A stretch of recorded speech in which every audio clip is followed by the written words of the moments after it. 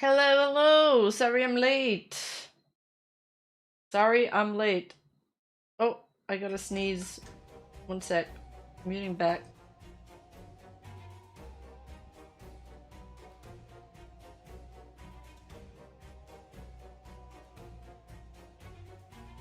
Never mind, it passed. Man, what a week this day's been.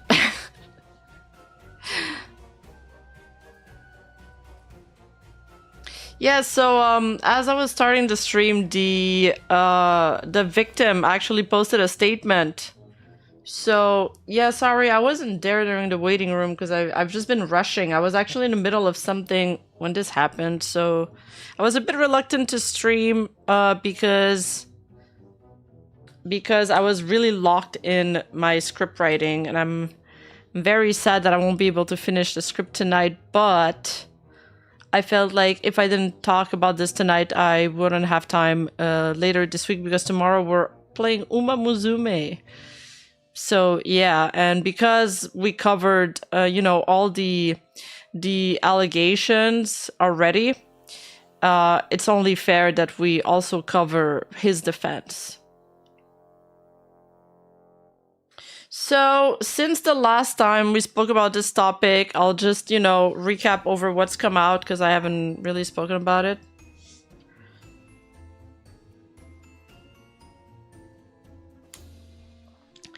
And Adora, who, was getting basically canceled from the VTuber community, decided to quit, decided to leave by kind of just dropping this bombshell that had kind of nothing to do with her, though. Tweeting, "This has weighed heavily on me since January, and the reason I distanced myself from Takahata 101 earlier this year was because Red Claw has shown me an anonymous victim's allegations of Takahata raping her. I distanced from Taka after I read that." And most of the screenshots are censored, but you can see Red Claw here. This should send in order. This is everything before it happened, with the exception of the last text he sent, which was after it happened. This was after it happened, and everything's censored, so. Was Taka's name submitted with the police report? Just wanted to make sure. And it says his real name was. So this is kind of when we learned there was a police report. But allegedly, this incident happened more than a year ago. And then Adora adds, "I'm retired from VTubing and I will not be rebranding. After I find new work, I will be sending out remaining prints to my community that I still owe." So she kind of just, dropped this. Didn't reveal anything meaningful except that there was a police investigation, and kind of stirred the pot a lot with that one. And then we had the Alicia tweet that happened 5 hours ago, and my dog is barking, so let me just go take care of him. Can't stay, I'll watch the VOD or highlight. No problem, Nico, it is pretty late. I'm just gonna go see what my dog wants real quick. Be right back. I think he wants the door.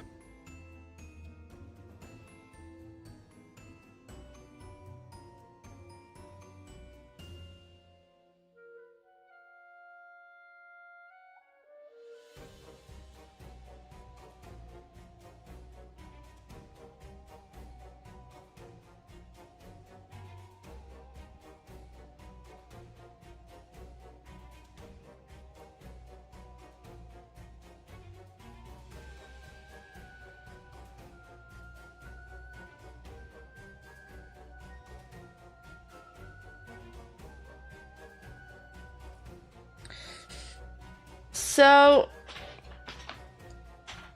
okay, I'm back. Thanks for waiting. All right, so 5 hours ago, Alicia dropped this tweet. Oh, no, sorry. This comes first. Takahata, 2 days ago, finally kind of addressed the situation, saying, "Thank you to those who reached out. I am aware of the incredibly serious allegations that has circulated privately the last several months. one that is simply false. Crucial facts have been omitted and or distorted. As such, I have consulted with my lawyers. My legal representatives in January 2025 contacted the individual who started this, but I've yet to receive any response from the individual in question. So what he's saying here is that, you know, it's been basically 8-9 months since his legal representative have allegedly contacted the victim and have received no answer. And then he adds that, therefore, for the sake of my mental health, I hope to move forward and at some point return to streaming and content creation. Thank you to my friends, family, and community for your support. So we have one side that says, you know, okay, well, previously from the Adora tweet, we know there's a police investigation. Now, Takahata, on his side, he says, you know, there was, we tried to contact them through legal representatives. We got no answer. So everything's at a standstill. And he believes that people have been, you know, kind of circulating rumors about him that are damaging his reputation. And then Alicia basically responded to what Taka was tweeting 5 hours ago, saying the victim doesn't want to be public, so I haven't gone into detail at all about what happened. They supported me saying more in the past, but I still refused because I was worried about her stability. But I will say this now using her prior okay with me saying something. Taka told me in a call he had sex with a woman who was under sedatives. She had a 24/7 caretaker because she mentally cannot take care of herself. Her mother handed her off to him when he came to see her, trusting him with her care. Earlier that day, she said she wanted to kill herself. She cried on the train ride with him. When she got to the hotel, she took a lot of pills in front of him. He himself stated he saw her take the pills. This is what Taka told me himself. I've never spoken directly to the victim. I've only ever talked to him, then made my decision. Oh, I need to change the category on Twitch? Okay. Yeah.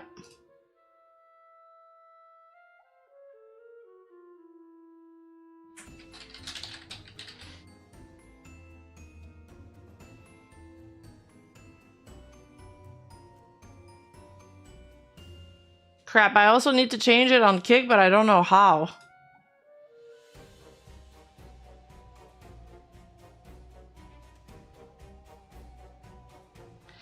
Yeah, and okay, so this is the confusing part, but try to remember these key points.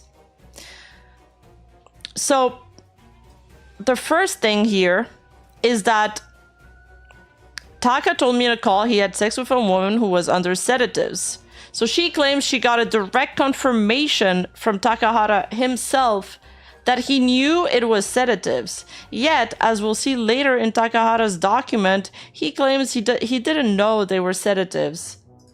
Check the category. Thank you for the 100 bits. Thanks for letting me know, guys.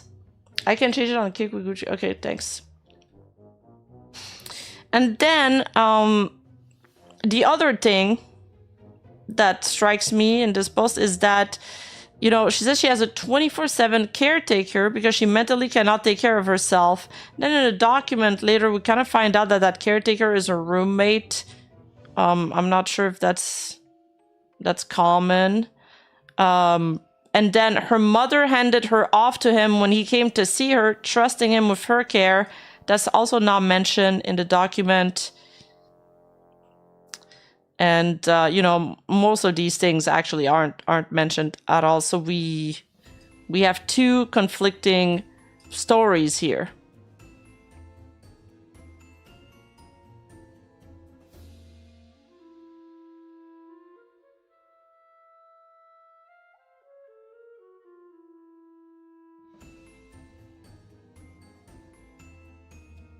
I mean, I don't know what kind of sedatives they would be, Charlie. It was something for her anxiety. So I don't know. I don't think they were sleeping pills. And then she adds here, my decision to part with him was solely based on my conversation with him. I gave him the benefit of the doubt because he was one of my best friends. Regardless, I'm a strong believer in seeing proof of screenshots and talking to the person accused to hear them out. In this situation, I only talked to Taka, the accused, and that alone made me leave. There were other women in the scene who interacted with the victim and know more about her side. I cannot speak on behalf of them. As for the screenshots, Taka told me in our final call together, he has a Google Doc with the entire history of their text conversations. I feel like... Well, I don't know. But so here, what I'm getting from this is that she basically only spoke to Takahara, and I guess she spoke to the victim after because she says they supported me saying more in the past, but I still refused because I was worried about her instability.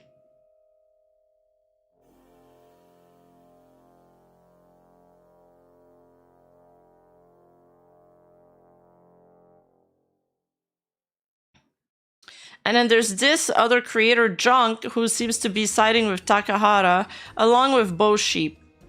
And he says, what an abysmally cherry-picked description of the events you could have chosen. You did not see the tons of messages that took place between the alleged and the accused, and still choose to wade in on this. You can choose not to comment on something if you don't know. She says, I'm confused why did you say that when you also were told the same thing by Taka. Disappointed to see this in your stance. And he continues his tweet here saying, the full narrative. It's often better to do lest you influence your audience with false narratives.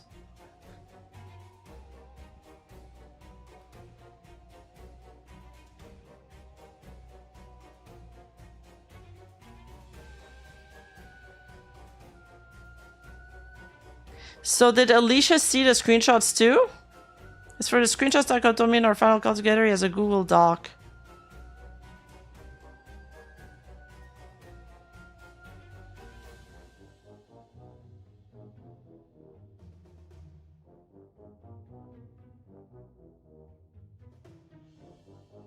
And then Bo Sheep here says, this is the most disgustingly inaccurate summary of the situation. You haven't seen the hundreds of text messages between them before and after they slept together, or that she also admitted to others as having given him consent. Oh, I'd like to see that. I haven't seen that. I've read the document, but I haven't looked at all the screenshots, only, you know, after the event happened. The deed happened, I guess. He also had no idea what she had been prescribed. And I think this is kind of an important point here. Did he know what she had been prescribed or not? That's why you shouldn't interact with women. Only interact with other bros. Only kiss your homies. Sleep with your homies. You know, live with them. She also... really, I can't find the thread anymore, but Bo responded to a lot of people in this thread.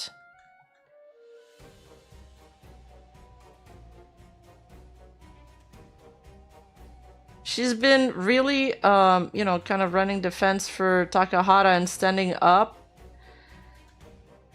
which I feel like, you know, you have a lot more to lose doing that.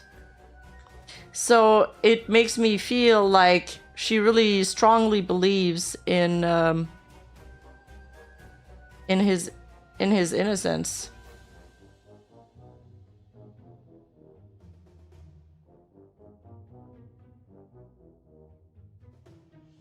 There's also been Kim Ray, who's tweeted, it's been hard to see the internet discuss court and criminal investigations that simply have not been happening, and I'm glad that he's finally putting this rumor to rest. So another person that believes that the investigation is not happening. Yet, in Mistress Doom's statement that she releases, that we'll go over later, she claims there is one. Alicia is the person that cherry-picked a comment from the radio doc to blame her for the whole situation, so she can't really be trusted. Thank you for the super chat. Thank you for the 5 euros. My god, isn't it late in Europe right now? Oh, camera is Bo's alt. Right. You know what? I forgot that. I thought it was spelled with a C.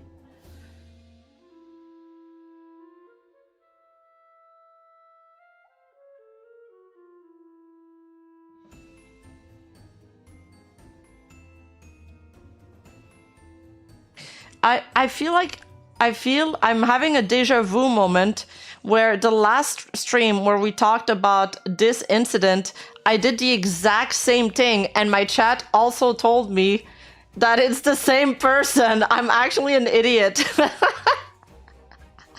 I'm literally having deja vu. Like we are in a time loop right now.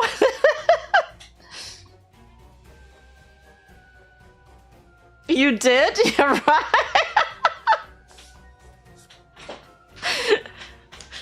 I'm in a constant state of, you know, learning, forgetting, learning again. Yeah. Okay, so now... Oh, wait. I gotta pull up his tweet that goes with this. Not just gonna raw dog the doc with no intro. So here he finally named the victim. My tumultuous relationship with Mistress Doom VT. Disclaimer for emotional abuse, gaslighting, slander, defamatory accusations, drug use, accusations of assault. I know I had originally said I wanted to protect this individual due to concern for her mental health. However, due to recent events and the fact that she has continued to use other creators to tell her story via grotesque misrepresentation of the facts, I'm now forced to name her, and I need to protect myself and those who have been dragged into this situation.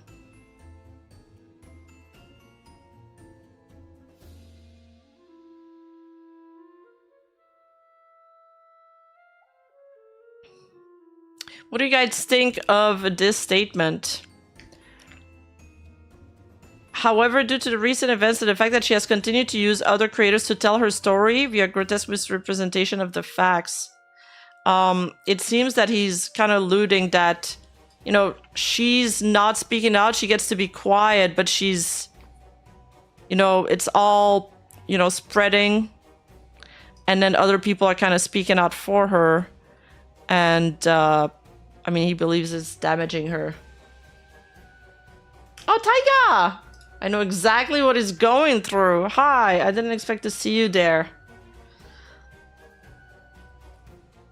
Saw your reply on the on the YouTube post. It was a good one. And Bohi responded, the approach I was taking against you has been nothing short of malicious. You can rescind consent at any time during the act, not a week later. We are responsible for our own prescription meds, to know the side effects. It is also our responsibility to inform others.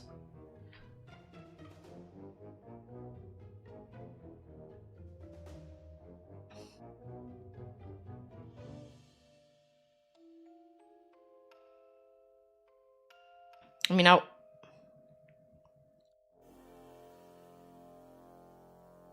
mean, if she is indeed spreading misinformation through other people or remaining anonymous herself, it's only fair. He's being publicly called out while the accuser remains anonymous.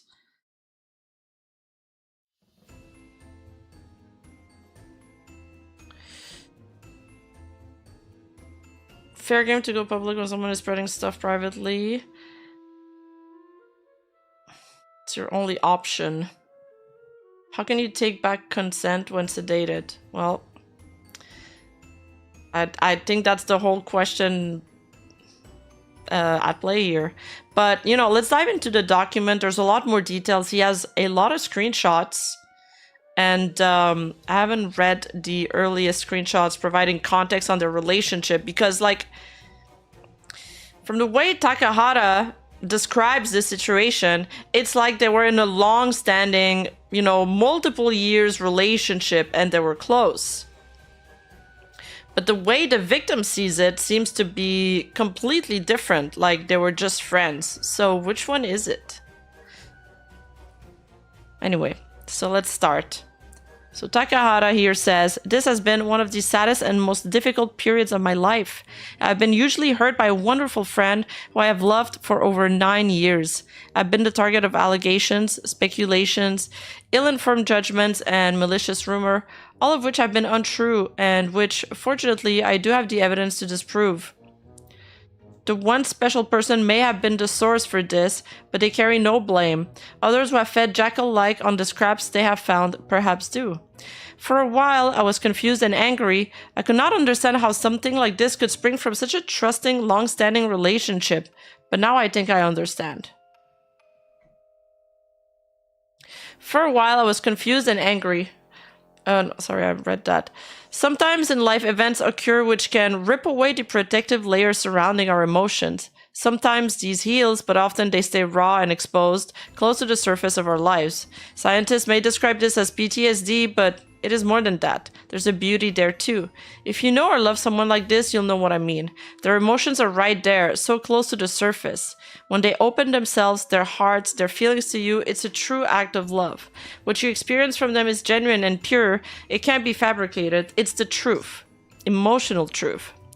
But there's more than one kind of truth. There's the truth of feelings, of emotions, of the heart. There's also the truth of hard facts and mundane reality, and sometimes they clash and collide. These hearts cannot accept the unacceptable, even when the facts demand they should. I have found the difference between untruth and a lie.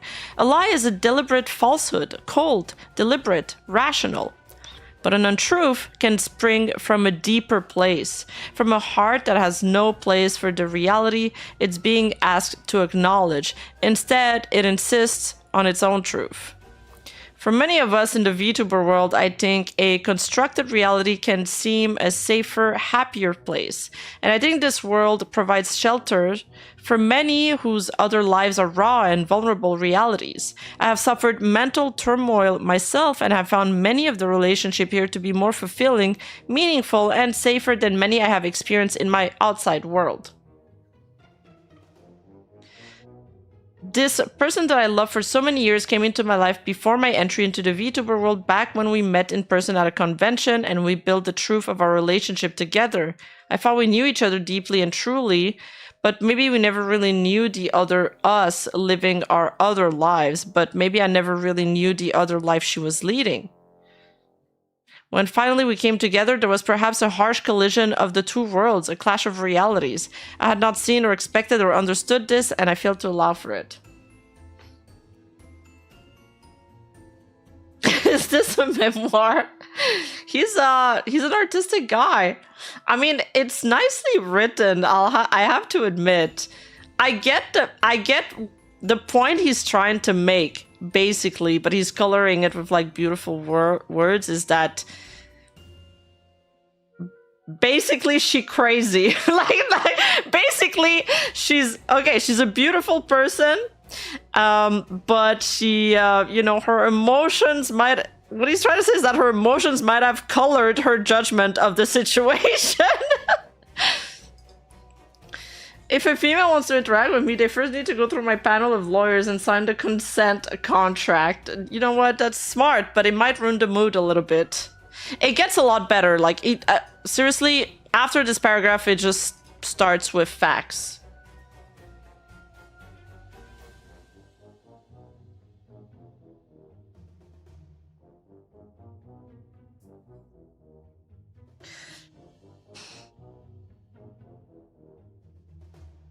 But I like the way it's written. Where were we? Every time I look at chat, I kind of lose where I'm at. Why is chat shaming? What did this dude do? It just got there. How much did I miss? You missed a lot because this is like a part 2 or 3 of another stream we had. So if you don't have that first context, you might not understand everything, but all you need to know is that Takahara is a, pretty prominent indie VTuber. Suddenly, all of his friends started dropping him like flies, saying he did something that made it so that they cannot be friends with him anymore. Even people that were like streaming with him very frequently, like people that, you know, their career was like meshing with his. So everybody was like, man, this guy must have done something terrible. And then they were like kind of vague posting. And then, you know, rumors started spreading. And he decided to take a break.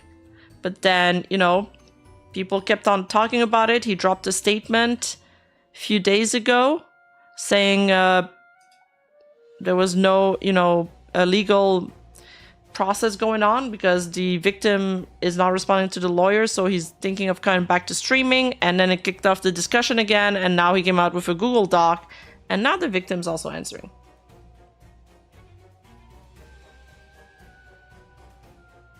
Hi, Eva. What do you mean the other way around? Oh, you're talking to somebody, my bad. Alright, so what Takahara says here is that we had worked and planned to arrange a meeting. It was to be joyful, tender, erotic, happy, and open, but the reality was different. I think I did not belong in this, her other world. There, our openness and the strength of our feelings became simple vulnerability. She found no place for me in that world, but nor did she want to hurt or reject the person she had loved all these years. So she allowed a new truth to be shaped. A truth that made sense of her response, her feelings.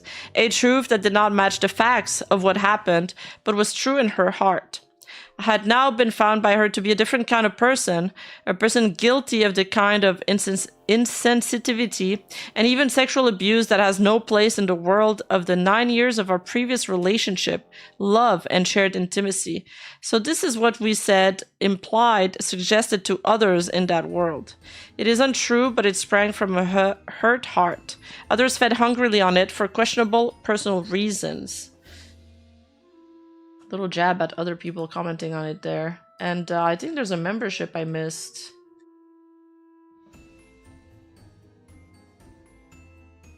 Lucifer 8K! Hiram, are we in the Yandere arc? Not yet. But I'm always in my Yandere arc. You know it. Thank you so much for the resub.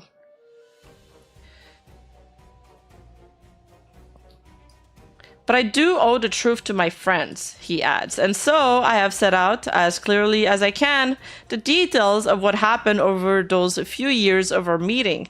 If it reads as a little clumsily, I make no apologies. It is based on simple records, communication notes. I do not want to polish or refine this. I simply want to share the truth, but it is underpinned by evidence, solid, written, and now shared with my professional advisors. So he did speak to his lawyers for this.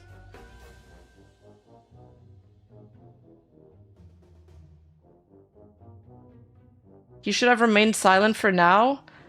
3 months isn't much to time for trying to contact someone for a lawyer.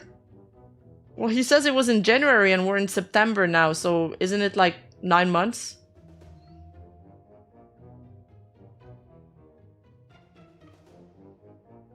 Okay, Robert Frost, calm down.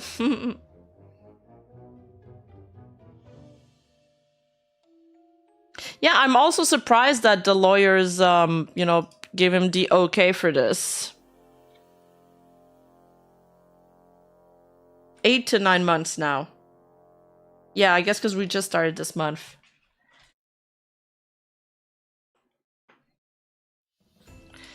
Rena! Hi, Rima! Thanks for covering this. Mel and I used to chat with him on his channel. He was very supportive of us. Buy yourself a coffee. Our treat. Thank you! Thank you! I'm gonna buy myself a great coffee with this tomorrow. I have a really great coffee place in my area.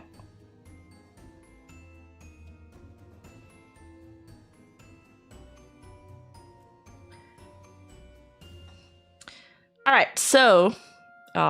first paragraph. The clash of two worlds. I've known AG, aka Mistress Doom VT, for 9 years. I first met her at a convention in Newcastle. We hung out a lot during the weekend and spent a lot of time together, including getting Subway sandwiches at 3 AM after drinking, dancing, and playing board games at the convention. During that time, I could tell I was crushing on her, but I didn't share this until later. Later, she told me she also had feelings for me, but we did not act on these feelings during the trip. After that, we began an online romantic and sexual relationship for a while. Coffee better not be at Timmy's? Yo, the Timmy's coffee's fine. You guys are hating on Tim Hortons.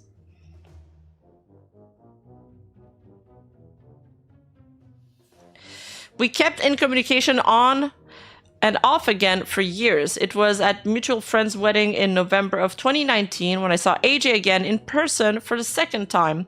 To be honest, I had thought she hated me for communication breaking off, so when I saw that she was at the wedding, I was nervous.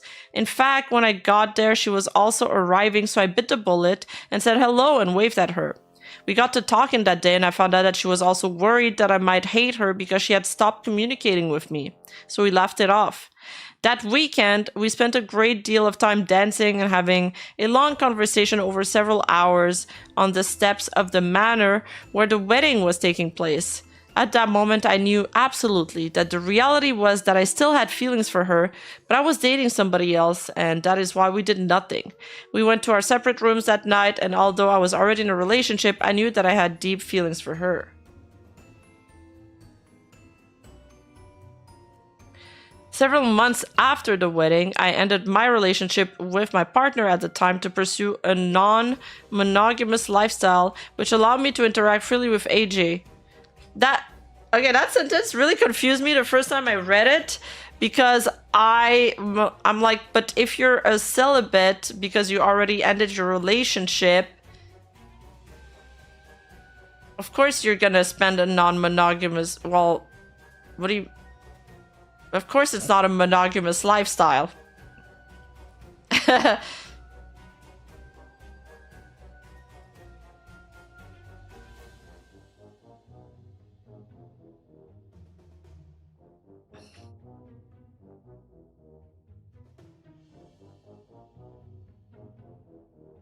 Well, he says he ended his relationship with my partner. Oh, okay, wait. He's saying that it's a non-monogamous... Yeah, I don't get it.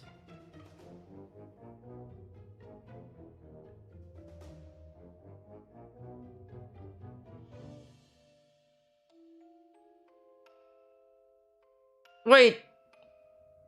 Being a... No, he just broke up with his partner, so he's single. Isn't that what celibate mean? That you're single?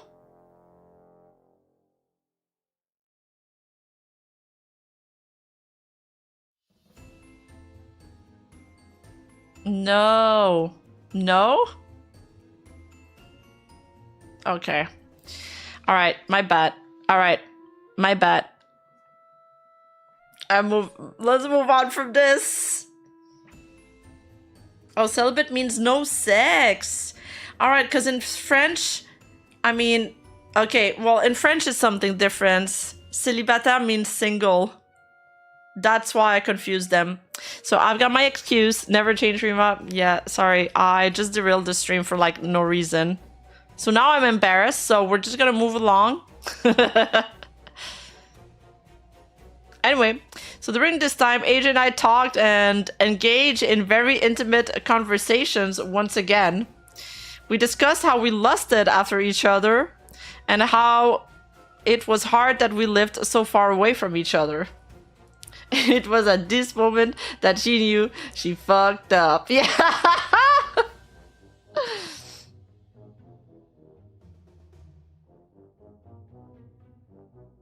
French is not a real language, Rima. Yeah, my bad. I forgot for a while. ESL Rima strikes again.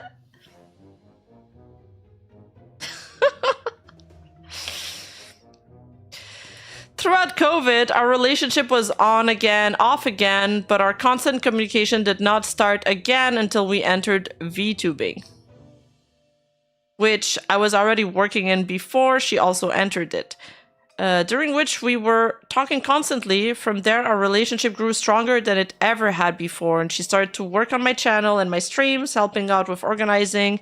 AJ proved herself to be extremely talented at organizational structure for my streams. But the bloopers will be hilarious. Oh, at least I got the bloopers. From has been labeling herself celibate this whole time. I mean, have you been telling people you're celibate? Oh, man. Now I get why everybody's been giving me these looks.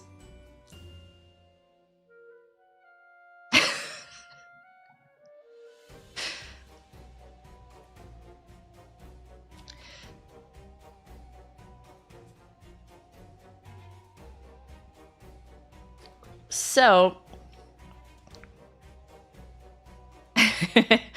let's continue. Our relationship grew into an actual romance, and it lasted several years, during which she confessed to me that she was in love with me, and I confessed to her that I felt the same. So I suppose their relationship got official around that time. Somewhere after COVID.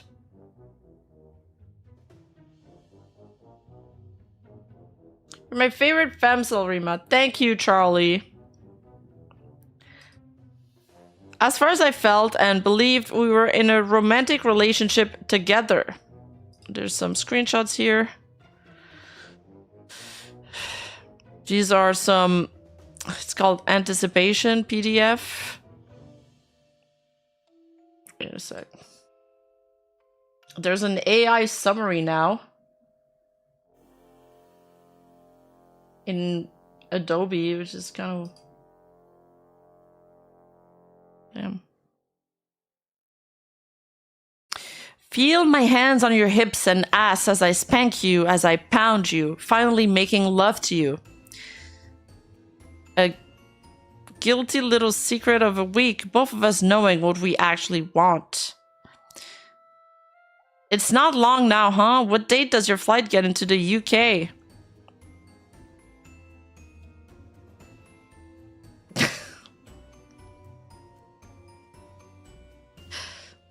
I almost choked on my drink. I'm reading the screenshots, guys. Were you not looking at the screen?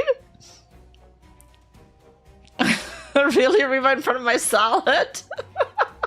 This audiobook is weird. Trigger warning? Nah. I just woke you guys up. Makes no diary. I'm really bad at remembering dates.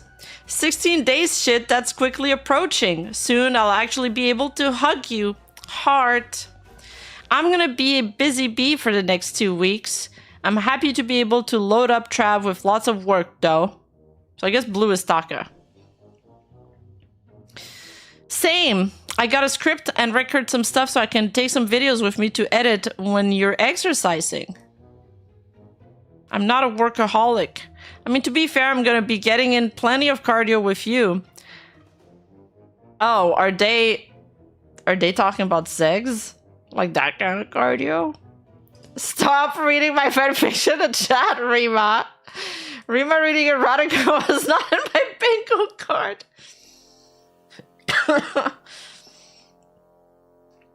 I reckon you'll get a good amount. I'll do my best to keep you exercised, kissy face. I know it's lame, but I keep thinking, what outfit do I want to wear to meet you in at the airport? I want to look cute. You're gonna look cool. Heart, heart, heart. I want to go for a cute, like a nice summer dress.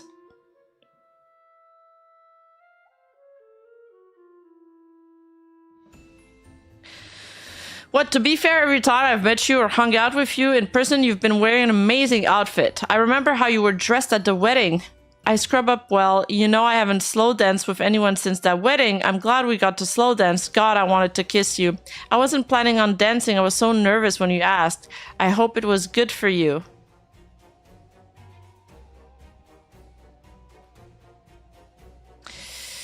I enjoyed being close with you. I want to be close with you. We're gonna be lying in the bed and you can have your leg up on me with your head in my shoulder chest. And we can still be closer. I just hope you enjoy your time with me getting to be close. Shut up, Shimasu. Rima is celibate is reading a sex thing.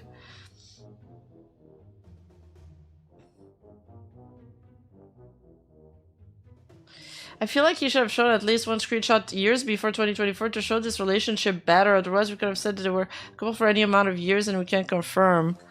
I feel like when he says it's an 8-year relationship, not all of it was romantic, because clearly they didn't like officialize it until after COVID.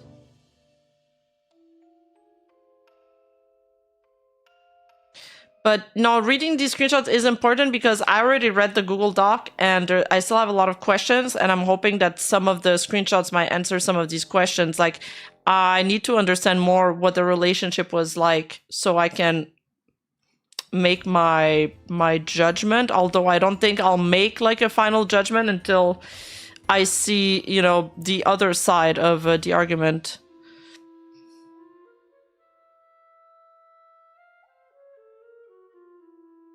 Okay, where were we? Good for you. Yes, I hope it was good for you. I enjoyed being close with you. I wanted to be close with you. We're gonna be lying in the bed and you can have your... Okay, we've read that. Hope you enjoy your time with me getting to be close. Trust me, it's important that I do this. I need to be able to spend time with people I care about to truly test my non-monogamy. This is a big step for me this trip. Just being with you in general is a big step for me, and I'm happy to be able to take it with you. What's this non-monogamy thing then? I don't get it. Is it just a polyamorous lifestyle? Is that what it is? And also just finally have a blow off the 9 years of tension, which will probably culminate in about 3 minutes of sex. Okay, I did not expect that. Oh, okay, okay. I promised all the times after the first time will be good.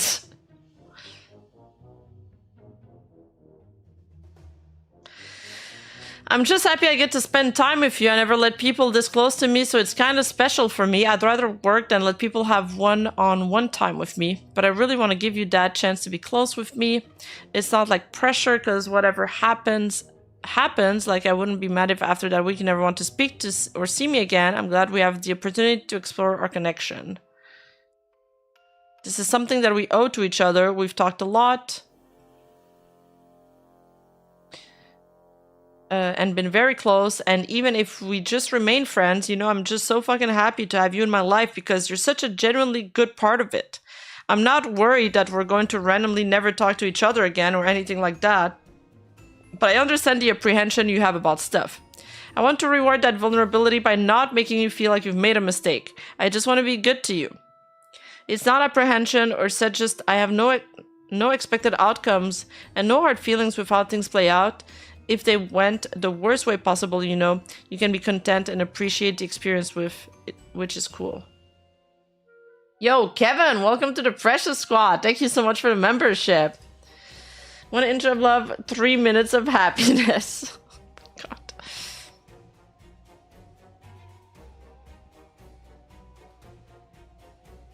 I just know there's gonna be a moment where you're on top of me and I'm just lost in the moment and I'm just gonna want time to stop to live there.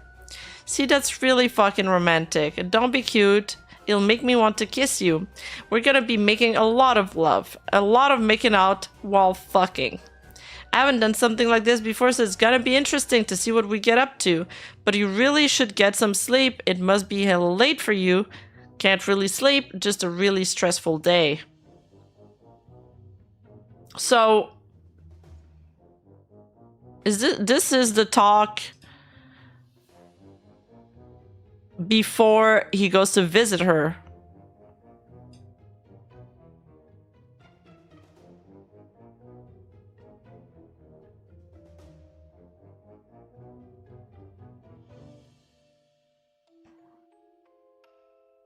I already forgot what was the point of these screenshots. He's trying to show her anticipation, and I guess by adding the screenshots, he's trying to showcase that she's, you know, that she was interested in partaking in, you know, intercourse, and that she was like into it, I guess, that they were romantically involved. Okay, this is a better way to... I think he's just trying to showcase that they were romantically involved and that this was a relationship. He's setting the mood. Yeah. He's setting the mood with the 9 years and 3 minute talk.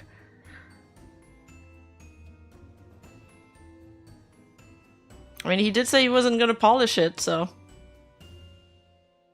Yeah, it's foreplay. So, she says, it sounds like a good couple of days. Want to get a haircut, get my nails done before I see ya. I want to look my best. I'm actually going to get my hair trimmed for the first time in 5 years. Oh shit, that's going to be wild for you. Will it hurt? No, it's going to feel awesome.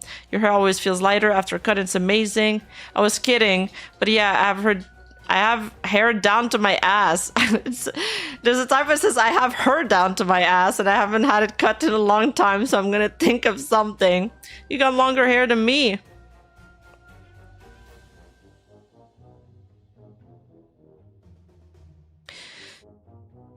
Just being with you in general is a big step for me, and I'm happy to be able to take it with you. And also just finally have a blow off to 9 years of tension. Oh no, we've already read that. Why is that screenshot there again?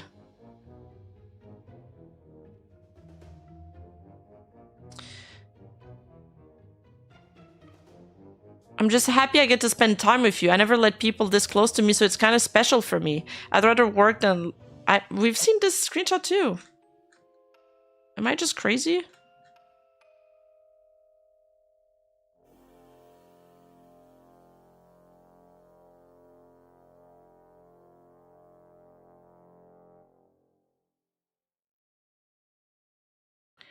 Hey, remember the Apple Wall dropping event over there. 2 Kickstarter. Rima loves an Apple budget. Thank you. Rima, can you do their voices differently so I know whose dialogue is being spoken? I'll try to adjust my tone. They setting the mood for what, 3 minutes? Chat, if this does end up going to court, a judge is going to have to sit there and listen as Taco's lawyers read these out. No, I don't want to call Parrot to read these out because it's gonna sound too memey, and this is kind of a serious situation.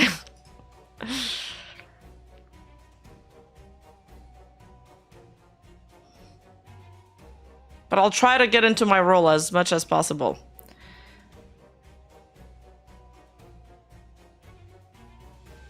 Okay, so this was basically to showcase that he felt and believed that they were in a relationship, a romantic relationship together. She was one of the few people in the world I spoke to and constantly and trusted, and I saw her as a partner. We shared multiple years of intimacy remotely, and we spoke often of me visiting her or her visiting me. Finally, I bit the bullet and decided to book a ticket in April 2024 to fly to see her at the end of August 2024, which coincided with the event AEW. All in London to share with her something I really enjoy. She expressed her excitement that I had actually bit the bullet, bought the tickets, and arranged my visit. She said no one had ever done something like this for her before.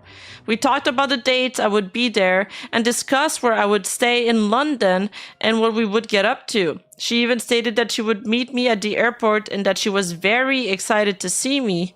AG suggested staying closer to Wembley.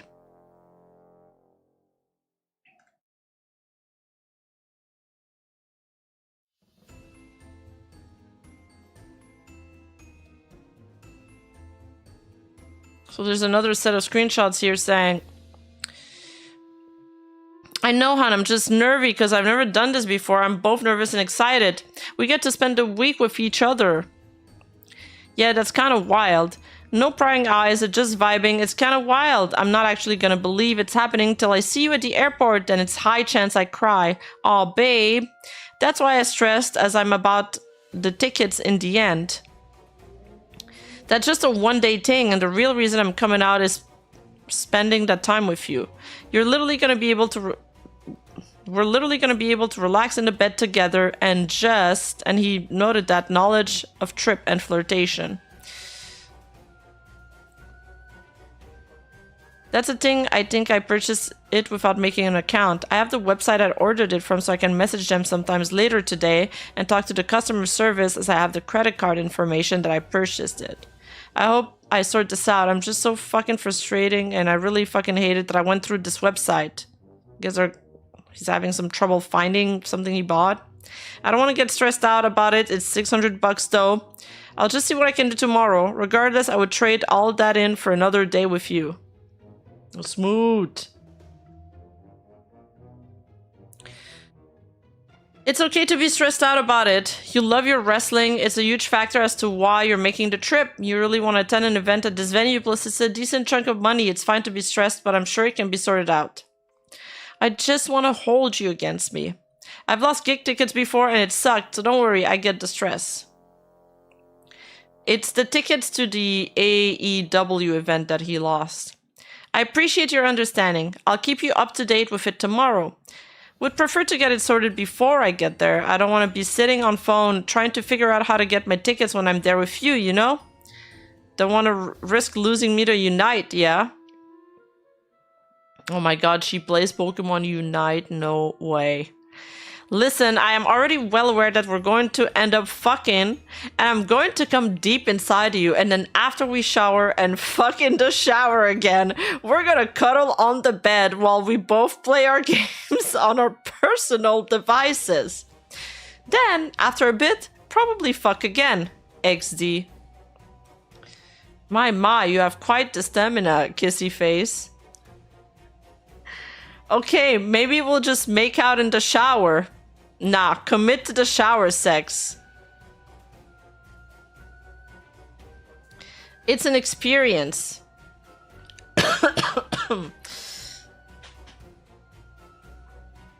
Looking at your back arcing and seeing your ass pounded against me. Exactly, feeling you deep inside me. Our body is wet and connected. It sounds pretty good, don't it? Yes, it does, babe. Fuck, I want to be deep... Fuck, I want to be deep inside you and connected to you, babe. That's the fun part. That's the fun part. You're gonna be able to do that this week. No more waiting. You're gonna be able to. The card always finishes inside. I don't know this meme.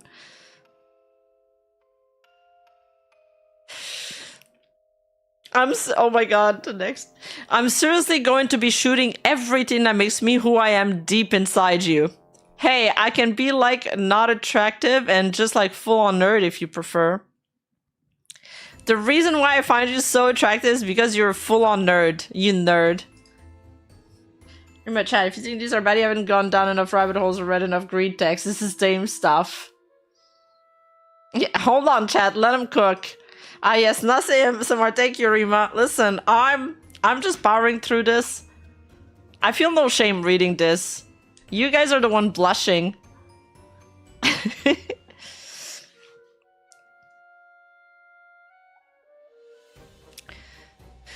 I don't know about that, man. I think there's a direct link between being a MOBA addict and not getting laid.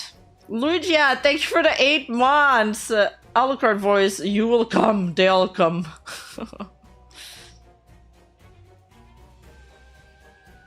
I came for the conspiracy, stayed for the ASMR joy play. Rima's not immersed because she's celibate. Shut up. Need to dive into a pool of holy water after this. I hope people have their headphones on. Oh yeah, true. We should have a headphone warning.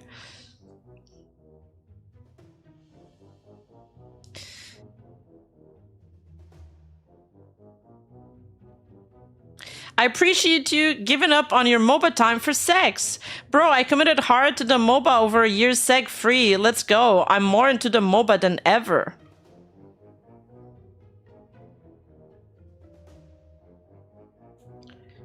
Laughing emojis. You get to remind me what the fuck a sex is, winky face. You have a chance to save me, kissy heart face. Laughing emojis from Takahata. And she responds... Oh no, we've already seen those. What? I'll make sure to fuck you and come inside you as often as possible then, babe. I think after a year of no sex, I should totally count as a virgin again. Last time you had sex was a year ago, yeah? I actually went for an STD test the other day. I haven't heard back from them, which is a good sign.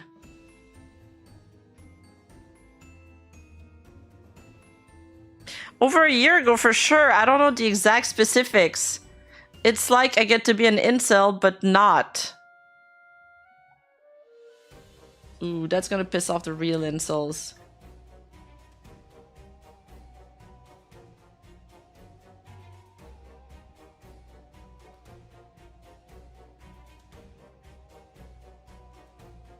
Oh, okay, there's more to this, actually, this message. It's like I get to be an incel, but not really, because I could easily get laid if I tried, but it's the closest I'll ever get to understanding the incels. Okay. It's men's fault, because whenever anyone tries to come over, I'm like, no, I'm playing a MOBA. Pfft. Maybe you just waited for the right guy to fuck you. Well, that wouldn't be fair, would it? Get me into fucking you then. Just fly over the ocean and leave.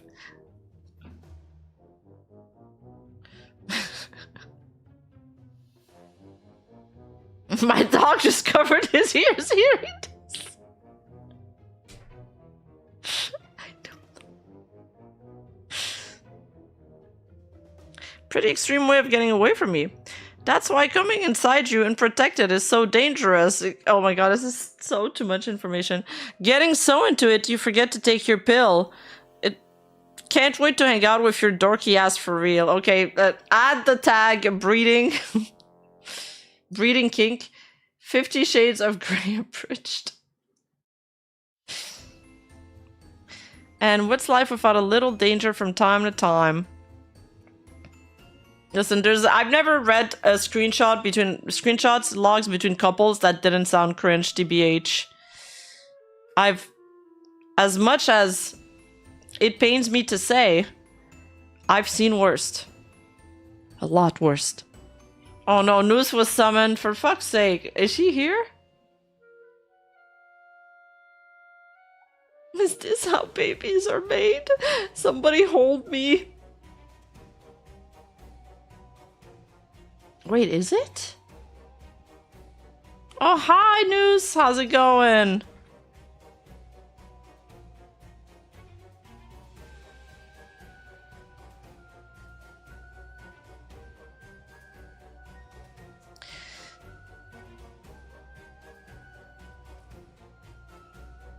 Can't wait to hang out with your dorky ass for real. Heart emoji. Hey, what's life without a little danger from time to time? Nah, a week with my dorky ass, you'll never speak to me again. Hey, that's my line. You'll be like, it was awful, guys. She explained in excruciating detail how to play her favorite Pokemon in Unite and in VGC. It was like playing P5, but no swaggy dungeons, just math. She's showing me her early to late game build progression, and all I could take is, girl, I got an early to late game progression right there between my legs. What?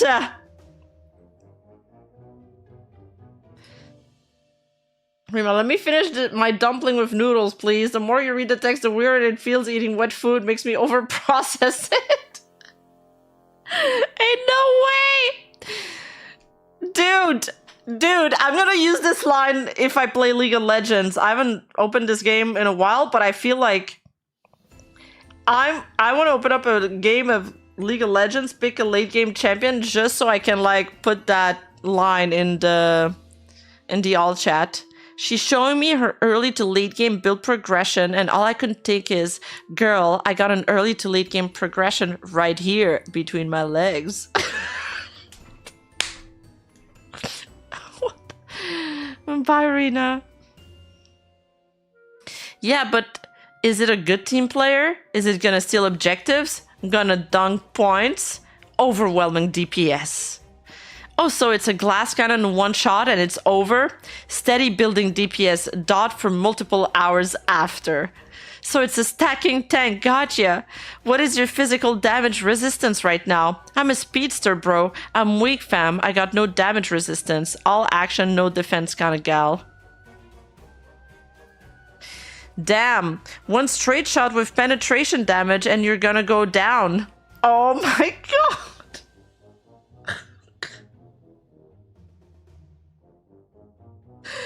I'm very squishy. One good move, and it's all over for me. Did I walk it? Thanks for the resub, Dermy. One good move, and it's all over for me. I better make it count then.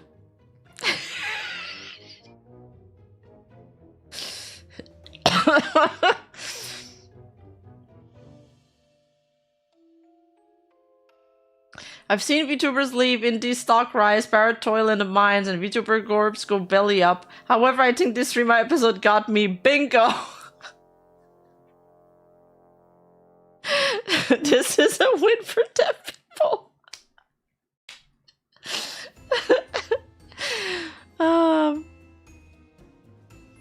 God, I'm such a fucking nerd. It's so fucking cute. We're gonna be laying in bed and you're gonna be showing me how to play Unite while I'm feeling you up. Sounds like you're gonna be having more fun time than me because you know how to feel my soft skin and I'm playing Unite. Generally, can't wait to feel your skin, babe. I'm pretty soft if I do say so myself. I'm gonna be thinking about it as I fade to bed here, babe. Thinking about you. Good night. 2 more sleeps away. Actually, wild. Sleep well. Tickets are figured out. Glad to hear it. Dude, I swear my dog is deliberately causing issues. I gotta emergency take him in tomorrow for an ear infection that he's developed since he was seen on Friday. It's so bad. That's 2 different issues in less than 5 days. If you need to come out a day later or anything, babe, please note that I understand. I'll keep you posted on what happens tomorrow. It's gonna be a long night for me. Oh, this is when she starts kind of getting, you know, making up excuses to not meet him up at the trip, I think. It's all good. I'll get it sorted out. Hope your days goes well. Just know if anything happens or comes up, you can tell me and we can adjust any plans. Extenuating circumstances being what they are.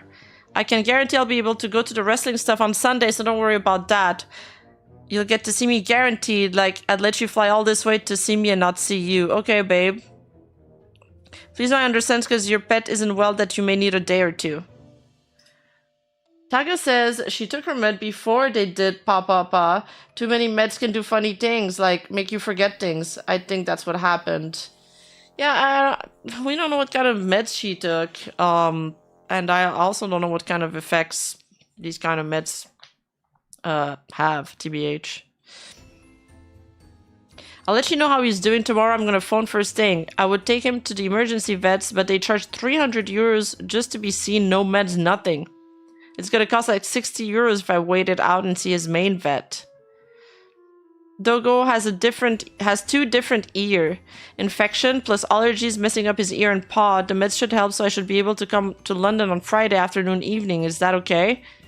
No worries, I'll figure out a way from the airport to the hotel, and I'll look at the local transport options. Taxi from the taxi rank on the underground tubes.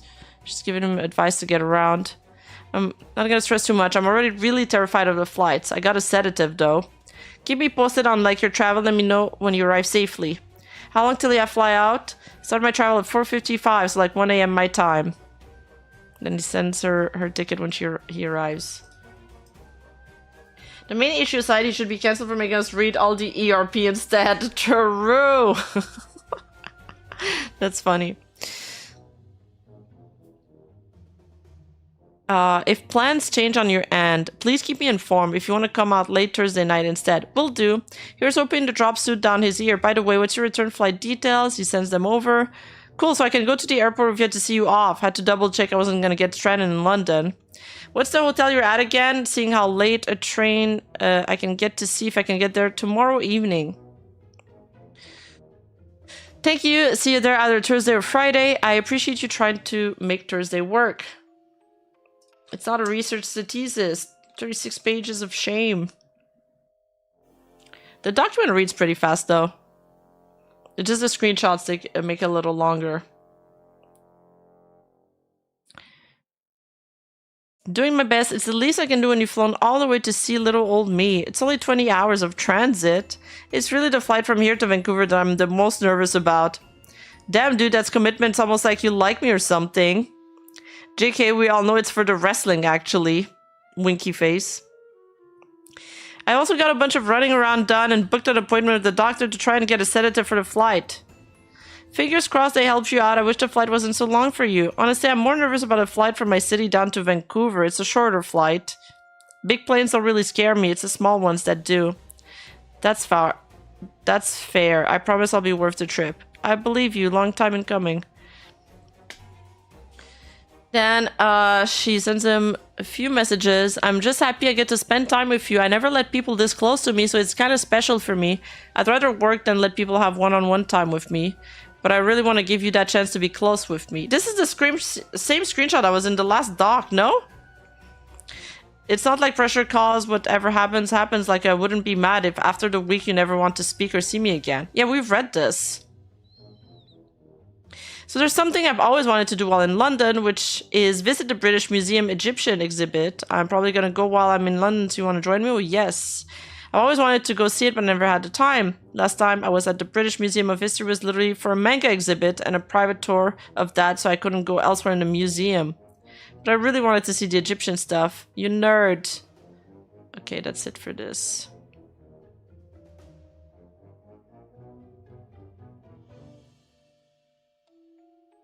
A few days before the trip, she told me that she had a medical issue with one of her animals. So this is what we just read in the screenshots. Save us from the suffering, read faster. I am trying. The originally intended plans might change, but in her last correspondence, she stated that she was planning to come out the night I arrived, which eased my personal anxiety as I would be alone otherwise. She expressed apprehension about being in London, away from her home, but nothing she said made clear the extent to which this would be an issue for her. And because I did not know about the severity of some episodes she had experienced in the past and her resultant deep ill ease about being away from home, I didn't perhaps pay as much attention to her apprehension as I might have done otherwise, as the severity was not impressed upon me beforehand. She would only be an hour away from her home, but every communication we shared leading up to my departure was warm and positive from both sides. All jokes aside, Taka knew he would get roasted for these texts, but if he didn't post the whole text, he would have been accused of hiding things. Exactly, that's the thing. Yeah, that's the thing. No, you're right. I mean, he said he didn't want to make it pretty. He just wanted to, you know, put his truth out there. As cringe as it is, it's not as bad as being accused of, you know, crime, which is probably was his deduction. Our correspondence was very personal and intimate, and she told me she had mental health issues which she had battled throughout her life. However, when she talked about her mental health issues, she never indicated how severe they were. But I never questioned this, and I did not pry into the specifics of her illness, so I was never aware of the severity of the issues she faced until I arrived in England. As someone who has mental health issues too, I can understand fighting your own demons, and I would never disrespect her for this. In fact, I too have PTSD regarding flying. I told her repeatedly that I was concerned about the travel in flight.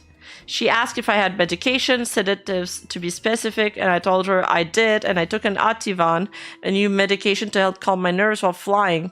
During the trip over, I took over double the intended dosage as the flight was incredibly turbulent.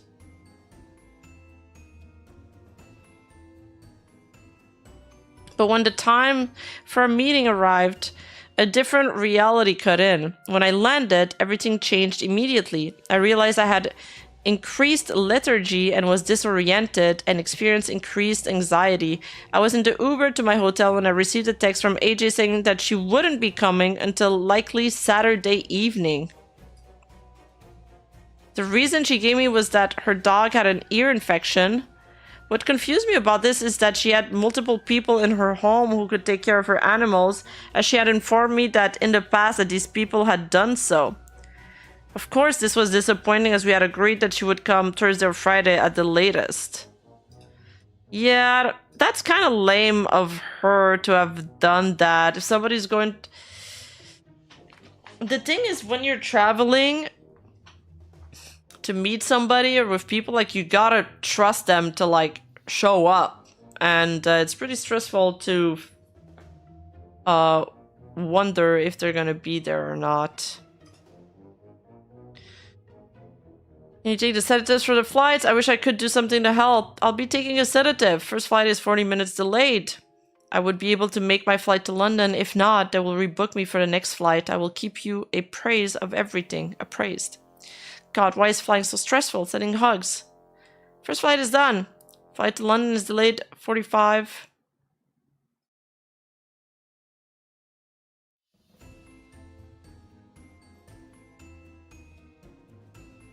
You got through the hard part. How was it? Happy. I took an active and took the edge off. Okay, boarding now, flying out. Then he says, landed. Welcome to the ever so sunny UK. Gotta go through border and baggage claim. Then you realize I'm lying and it's not sunny at all. Oh, I saw. Welcome to the UK. Bruv, bruv, bruv. Oh, already getting into the culture, fam. Made it through border, no issue. Good job on not smuggling or something. An automated kiosk. Now on to getting luggage. I really don't know how this works. I got my luggage and now just grabbing a taxi. I'm here, babe. You did it. That way, wow. Like he went through everything. And once he texts, I'm here, babe, then she's like, well, actually, I'm not gonna meet you. Unfortunately, my doggo's ear is still really bad, so I can't leave him. If it's still bad tomorrow, the earliest I'm going to be able to get to London is Saturday evening. If that's the case, would you be down to grab a train to Cambridge Friday and I can just pay for a hotel for you? That way we can still hang and I can look after Doggo. I'll pay for train and such that we can head back to London together Saturday. Well, I guess if they can hang out closer to her house and they can both watch the dog and hang out, that's a good compromise.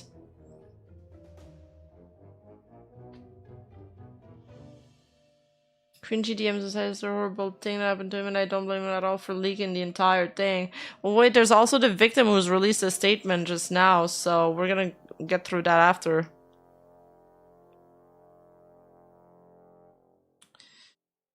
And text on my way to the hotel. Oh, I got your message. Sucks, your pup is still ill and you have no one to take care of him.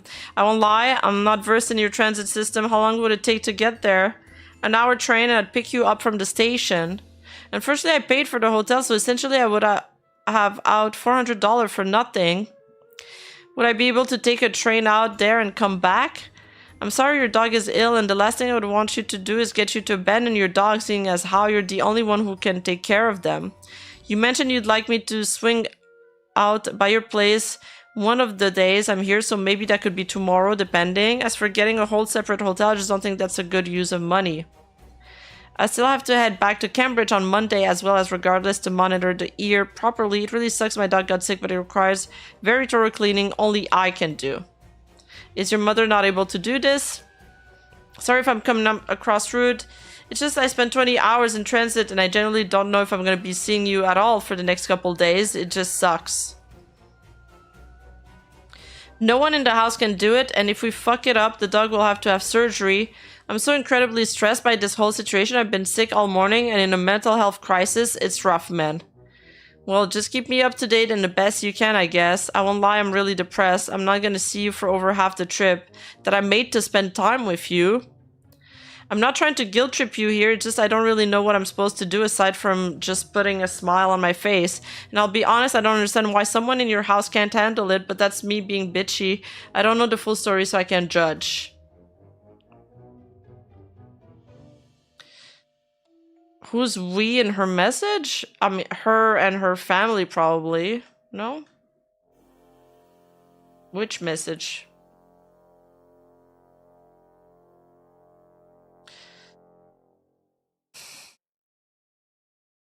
If you're just honestly nervous about actually hanging out, I understand, but this really sucks because I powered through a lot of negative stuff to get here. I just spent 20 hours on some of the most bumpy plane flights of my life and I took a ton of drugs to get through it just so I can see you.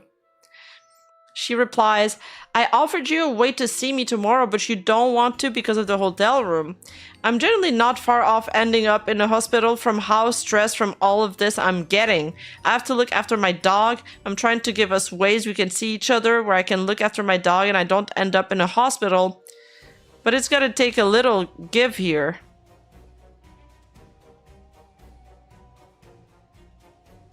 Why are you the only one who can administer medicine to your dog? You told me that you're probably going to be busy today and I accepted that, but now it's changed to busy tomorrow as well and I have to go out to see you if I wanted to see you, and the only time you can come out now is the third day too. But only at night, and then you have to go back to your place immediately on Monday. That's over 4 days of my trip to see you. Unable to. I understand that you're stressed, but right now I'm really depressed and disappointed. I spent a lot of money and time to come out here.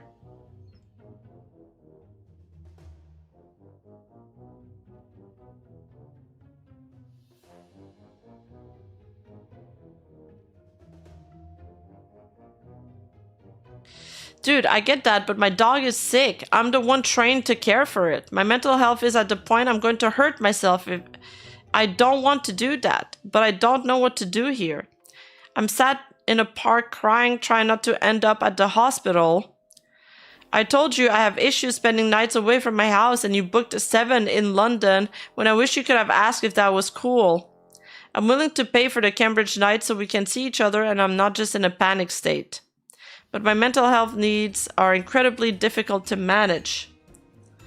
And in London, I have no car, no pets, no carer, no way to be looked after when the panic hits. You'll be with me. I'm sorry. Did you think it was just gonna completely ignore you the whole time we're hanging out or something? No, I just don't want to see. No, I just don't want you to see the shittest version of me that I can't control. I want you to have a nice visit, not deal with me crying, hyperventilating and such.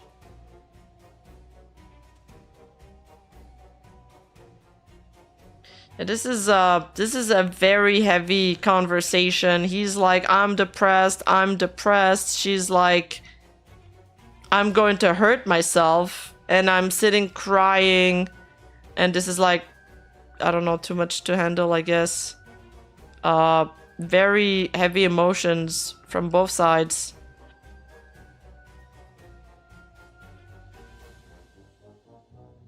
And then there's the whole issue of her not being comfortable being away from the house. That, I guess, in the document, he says that he didn't really understand the extent of it, how much this made her uncomfortable. And we can see how it's starting to affect her here.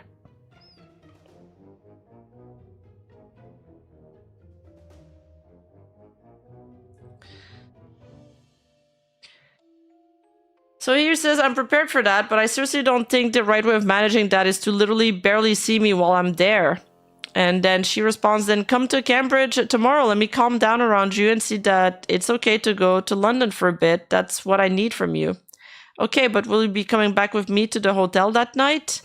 If I give you the money for the hotel and buy you a hotel, can we stay in Cambridge and go to London Saturday? But are you still gonna leave Monday and go back home for the rest of my trip? You said you'd come with me Monday. That hasn't changed. I'll need to check on my animals. I really can't stress to you enough just how bad my mental health is.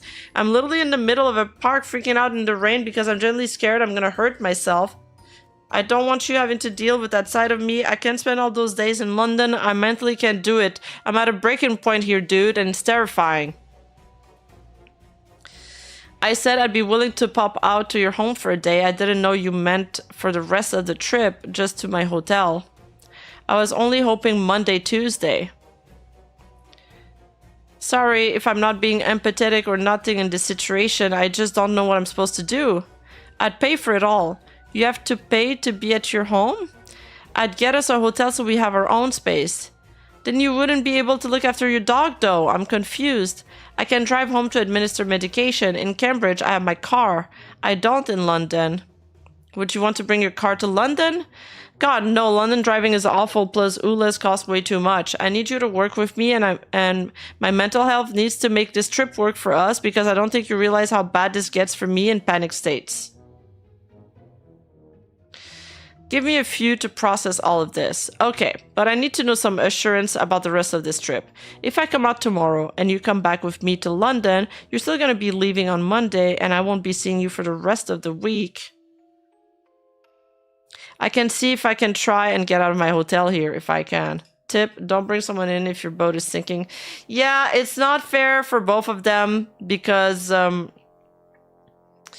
she's on the verge of ghosting him and, you know, just throwing all their plans out the window. But she is offering a solution. It just costs more money and she's willing to pay for it. But,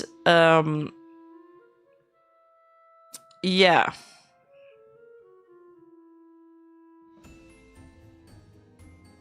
She I don't know. I guess they weren't ready to take these steps, and they like didn't realize it until they were there till he traveled for 20 hours and he was in London. Which it would have been better if she told him before he left.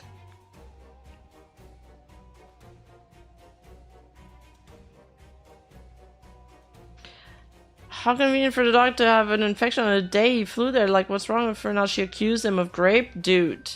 Well, maybe she has proof of that. Maybe she has proof that the dog got sick. We don't really have anything backing this up or not. Yeah, it's just a shitty situation to be in all around. Asterix Raid! Oh my god, welcome Raiders, how's it going? Welcome in, welcome in. We're just going over this Google document. I hope you guys had a great stream.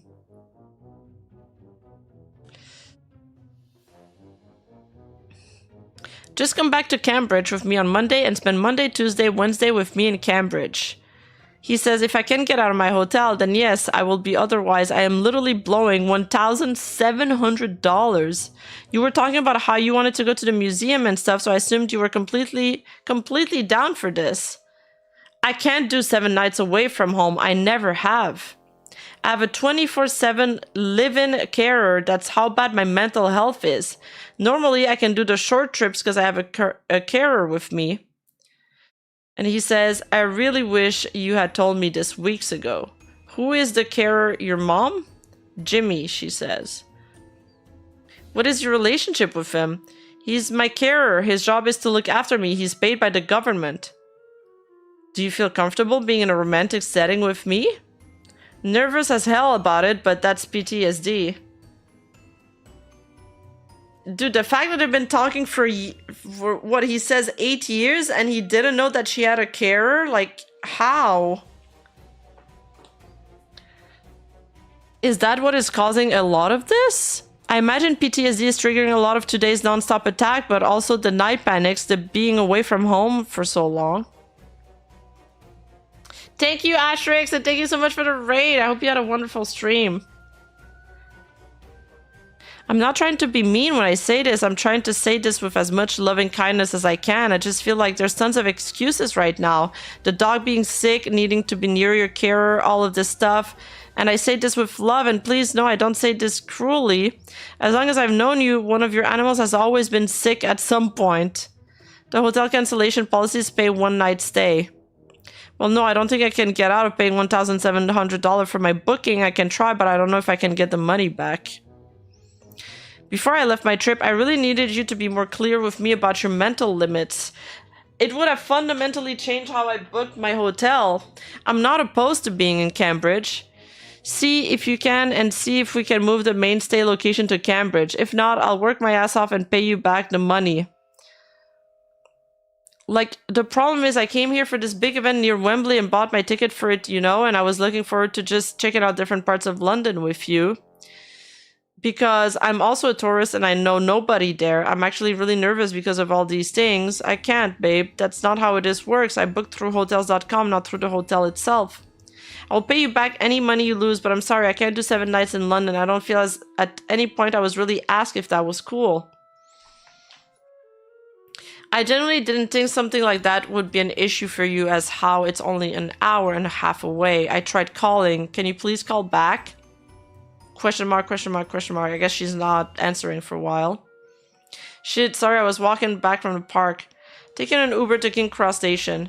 You need to get a train from there to Cambridge North. 2 things. If you want to take the train back with me, we can do that, but apparently I also have a free parking space with my hotel room.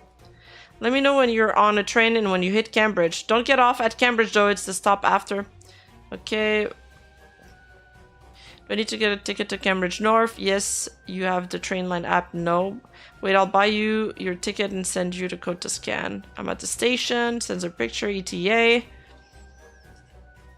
I'm waiting for the cars. I'm inside. Okay. Welcome to the English train. My phone is at 37%. I'm going to keep it on low while I sell some of the stuff out, but I'll keep in contact all the same. To return, we have options though.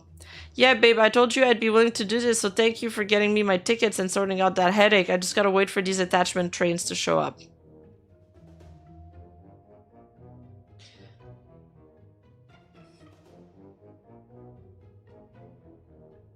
Dude, I feel so fucking trash. I'm drugged up all shit. Wait till you see how tired I look. Have you decided how you want to get back to London? Yeah, we can just grab a train back because driving to London is rough. Can we have food before? Honestly, best shot at food is waiting till we get back to King's Cross. I can pick you up a snack from the shop if you want. Train's moving. How long is the train? Hour and a half? An hour. Can you grab me a snack and a bottle of water? Yeah, what snack you want? Sandwich or wrap or something?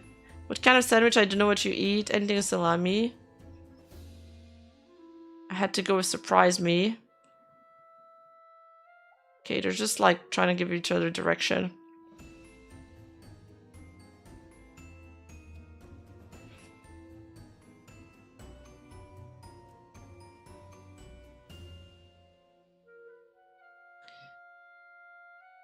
Okay, they're meeting in the lobby.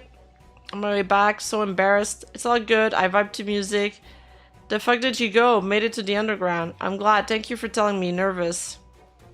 On the tube, almost at King Cross. Continued in museum plus day after. Whew.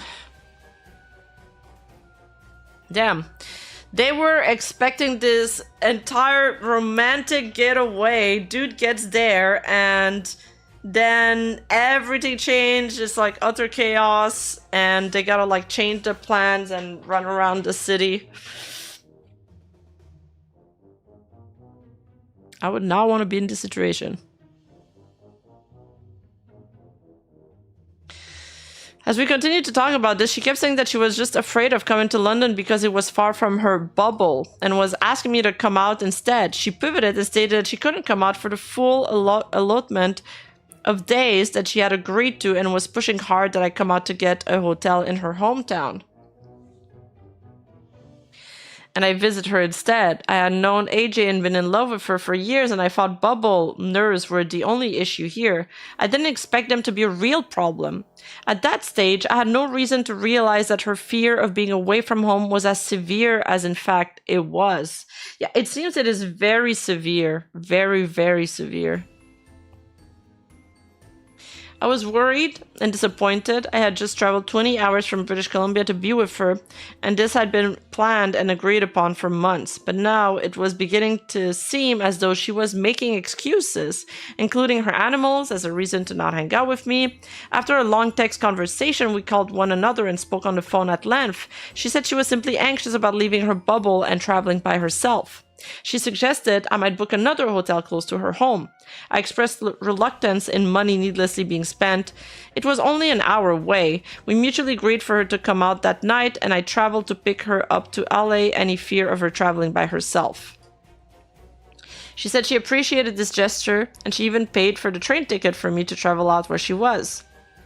But when we met, she seemed like a different person, and I attributed this to her anxiety about traveling.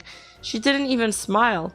This was not the person I knew before, or I had met at the convention or the wedding. This felt like a different reality. Well, she was probably having like a crisis, like she said, though. She was probably like into a crisis.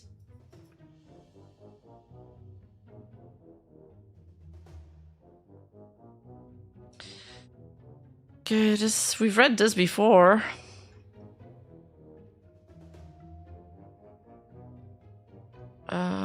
We've read this. Okay, we've read all of this. We chatted during the ride back, and I thanked her for coming out. At no point during our travel or in the hotel room did she suggest she was apprehensive about intimacy with me. This is an important line. When we got to the hotel room, she said she wasn't in the right headspace yet. But now that the travel was over, she would chill out. She had said that once the travel concluded, her anxiety would calm down, and that once the travel was over, she would chill out. We went and got snacks and the store around the corner and returned to the hotel room to watch TV together. I did not press her in any way. We sometimes held hands in the bed together. I fell asleep as I was exhausted from having traveled for over 24 hours. At some point, she woke me up with her hands full of unknown pills and joked that she had to take these to live. So there is the mention of the pill. It's very brief. but I did not know that these meds were or why she was taking them, and she did not tell me. Gradually into the night, we grew closer and more intimate. She didn't betray a sense of being uncomfortable with being intimate. I asked for consent for every sexual act, and she gave me consent. 3 separate consents for 3 separate acts. Oh, we got rated again by Ellie. Ellie, thank you so much. Hi, Raiders. How's it going? Thank you so much, Ellie, for the raid. I hope you guys had a wonderful day. We're just going over this Google Doc. It's actually pretty heavy.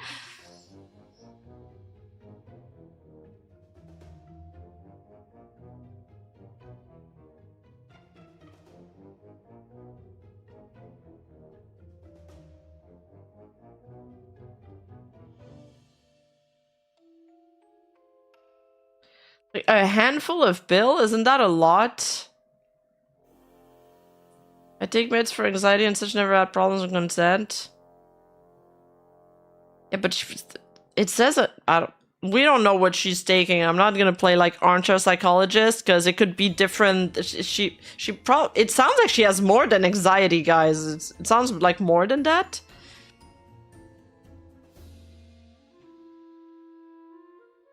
Depends. Each pill does different things. Yeah.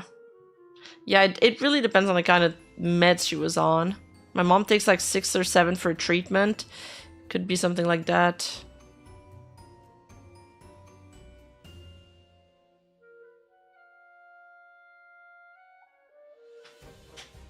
I don't know. We don't know what kind of pills they are. That's the thing. So during the intimate act, things were said that conveyed to me that everything was fine and there was nothing to worry about. I fell asleep afterwards. I'm not sure when she fell asleep. The following morning, she woke me up and said she wanted to go home towards the end of the day and return on a different day because being away from home had been more of a trial than she expected. However, she impressed upon me that she still wanted to go to the British Museum before she left. I told her I appreciated her coming out all the same as I understood due to how clearly anxious she had been. I didn't pressure her to stay. That day we went to the British Museum as this was the activity she truly wanted to do, and we had talked about the most. She left the British Museum to head home via train after we checked some stuff out. I went my separate direction. She had left her travel suitcase and several other items in the room. As she told me earlier, she would come back for them later.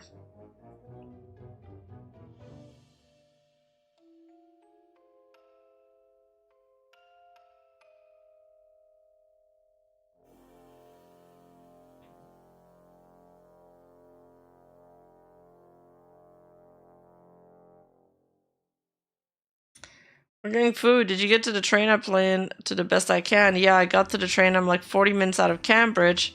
I'll let you know when I get home if you want, but you can trust I'm all safe. Thanks, babe. Had fun at the museum. Thanks for letting me indulge my morbid side.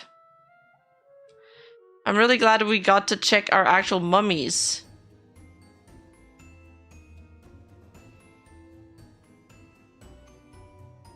I don't know my umbrella. I'm also wondering the same, which is why I scrolled past fast. I did not expect that. Yeah, those things are hella cool. Truthfully, I really like the deceased through time chunk. Haha, you are so goth. Stuff fascinating. Okay, they're just nerding about the museum. I had to climb down 175 steps to get to the underground. I wore the wrong shoes. Oh, it's public. She posts cosplays a lot on her Twitter. Okay, phew. Good, good, good. I won't need to, like, panic and edit out the stream. Yeah. Okay, so almost in Cambridge. See the train from Cambridge to London? Such kind of fast. Glad you're home, babe. Just got in. Glad. Got back to the hotel. Going to a friend hotel with him to hang out for a bit tonight. Feeling okay?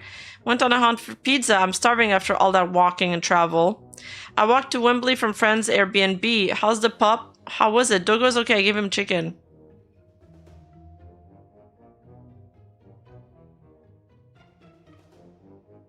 He should have been informed on what she was taking. That stuff can really hurt social engagement. Anything romantic, you can go from 0 to 100 or completely go 100 to 0 instantly. Yeah, I mean, it's kind of like, Yeah, I think if somebody's is going to take something that's going to drastically affect their mood, I guess I would want to know. Yeah, I would want to know because I need to be mentally prepared into what I'm getting into. Like, I wouldn't mind it. I probably wouldn't mind it, but like a warning would be nice.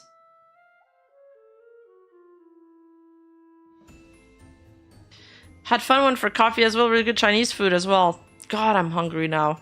I hope you have a good night's sleep. I appreciate you powering through your anxiety to spend time with me, and I'm sorry I put you through this.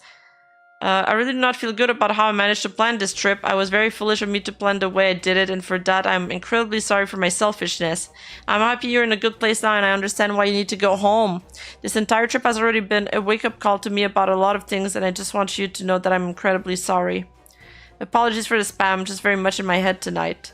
Appreciate you reading my message, and if you want to talk tonight, I'm here and I would like to talk. Sorry, I was mid-Unite game. I'm not really sure what I meant to say. I didn't know how hard it would be for me, but it's rough, you know. I think my mental health issues are way too well hidden, but they are nasty. I appreciate you messaging me. I appreciate you and everything you were willing to power through, and I'm sorry for not communicating better with you before this trip. I myself am prone to depressive episodes, and unfortunately, I'm hitting one right now. I'm really sorry to hear that. I really want you to have a nice trip, but you're also not gonna have that if I'm like crying the whole time. It's different because she's getting anxious and she's retreating into herself, where she wants to be alone. Remember, did you eat dinner? No, I didn't.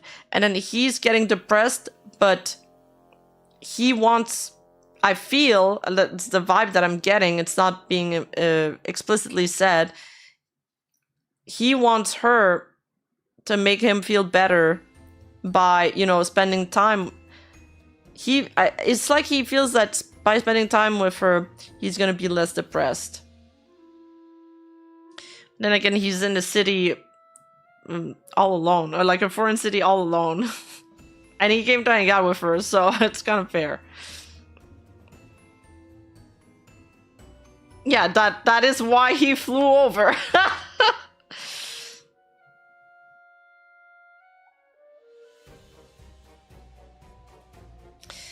I'm really sorry to hear that. I really want you to have a nice trip, but you're also not gonna have that if I'm like crying the whole time. Okay, I've read that already. It's there again. My roommate and me are willing to pay for the hotel for Monday and Tuesday if you still want to hang Cambridge way. I won't charge you a couple of months for the VOD channel to cover the loss on the hotel. I'm open to it. Thank you for being willing to find a workaround. Do you still want to come out to the event? I don't want you to foot the whole bill. This is also on me not communicating with you properly. I'll come back Sunday morning for the event. I think I can manage one night in London for the wrestling show. And then I go back with you Monday and stay till my flight, yeah? You can do that, or you can head to London on Wednesday night if you want. Let me double check when my flight is. I'll head out Wednesday night by train and spend one more night here. My flight is at 2 p.m. Sounds like a plan. Where do you think I could stay? There's a hotel 10-minute drives away from my house. You do feel comfortable having me close. They ain't fancy, but they do the job of giving you a bed. Being able to drive between hotel and house gives me the option of easily crashing out wherever I feel comfortable. I'll sort it out with my roommate, Griff, when he wakes up tomorrow. And then he repeats his question because she didn't answer. You do feel comfortable having me be near, though, right? I'm fine with, like, hugs, just not, like, lots of them. So... now she doesn't feel comfortable with a lot of hugs after they, you know, spend that night together. Oh, that's it for this.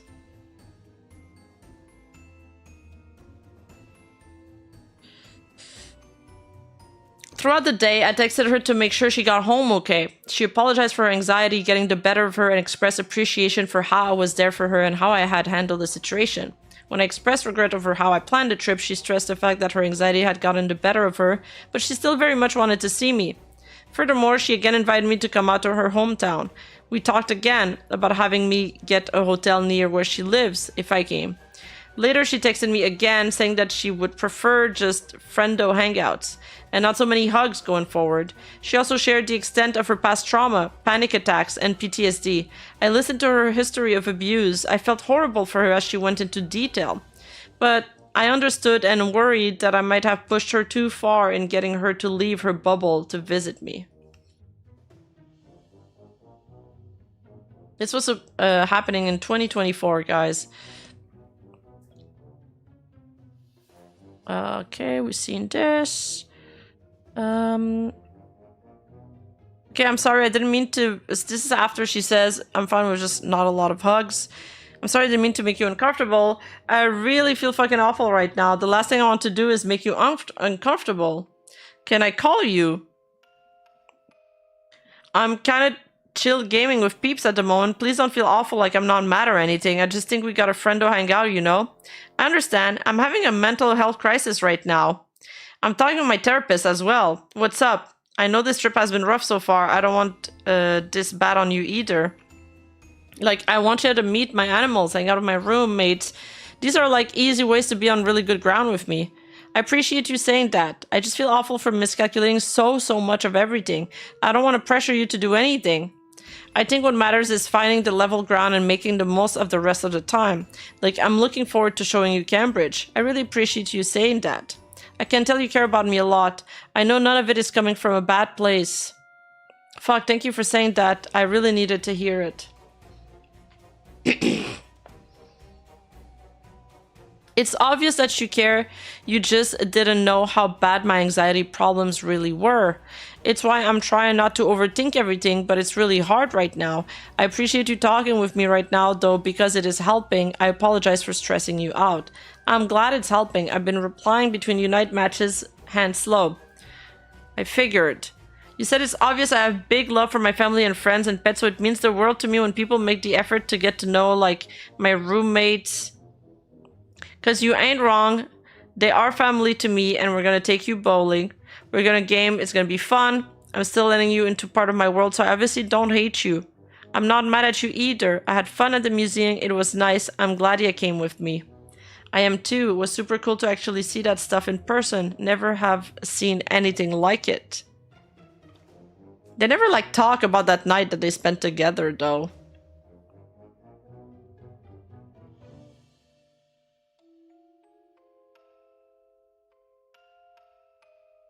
Yeah, it really does seem like she prefers a long-distance relationship over, you know, a meeting relationship. Yeah, this conversation happened after that, you know, night they spent together happened where the alleged grape happened. He says, I look forward to meeting your friends and hanging out. I'm glad they look forward to meeting you too. I'm really sorry for any disappointment I've been. I'm sorry for any disappointment I've caused, he replies. She says, I'm not disappointed with you either. He says, thank you so much for saying that, AJ. AJ. Yeah, that's how you say it. Like, I know it all came with kind intentions. Honestly, it's good it happened in the UK. Imagine if we tried Canada, I'd, like, actually have died.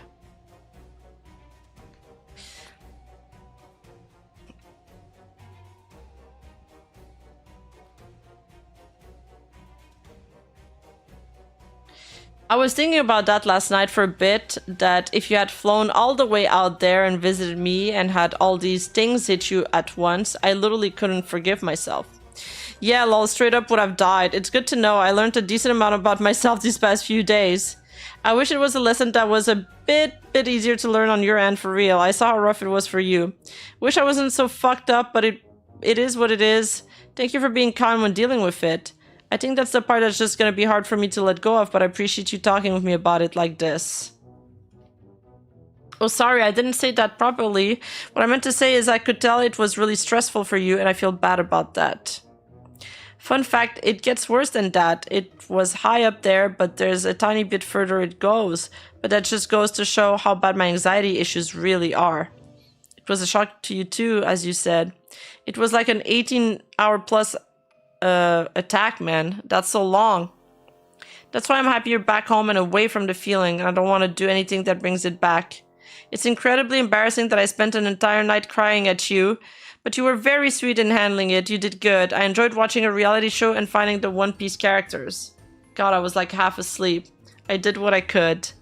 Now, there's a lot of people who are uber cruel when I get in states like that. I've literally been beaten and strangled because of it. Yo, what the fuck? Oh my god, this is messed up. I'm so fucking sorry that happened, which unsurprisingly does not help. Can confirm that's the worst way to handle panic attacks. Yo, that is messed up.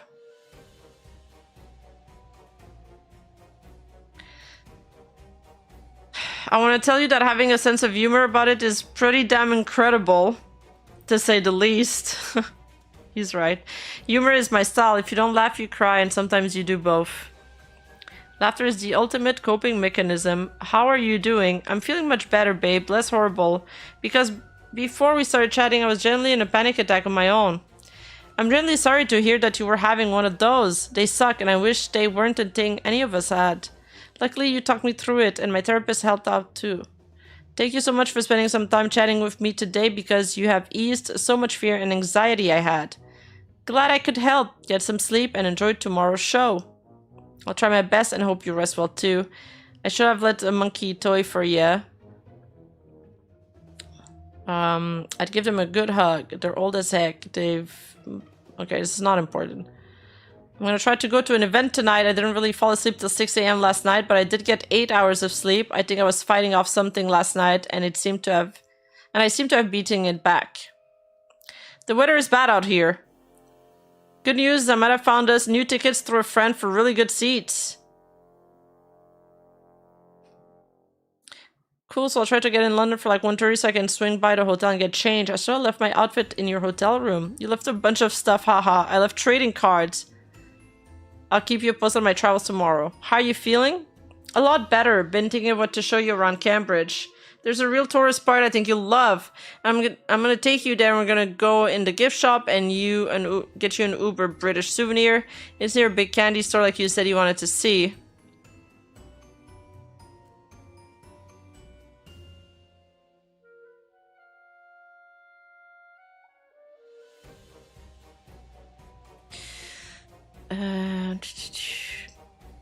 I'm certain you'll be able to get some. It's a big-ass candy store. If I remember, the downstairs you can make your own fancy little chocolate pick and mix. We're gonna head out on Monday morning, yeah? Whenever we get up Monday, yeah. I'm not a morning person, but the stuff we're gonna do with my roommates is evening stuff. Wanna go for a cheeky Nando's with my roommates, bruv? I think I can manage it. Well, the Nando's is right next to bowling and stuff, which is where we're dragging your ass to. We're gonna get food, go bowling, play in the arcade, and play pool. Okay, so they're planning a bunch of activities. Two unhealthy people will make a healthier relationship. True.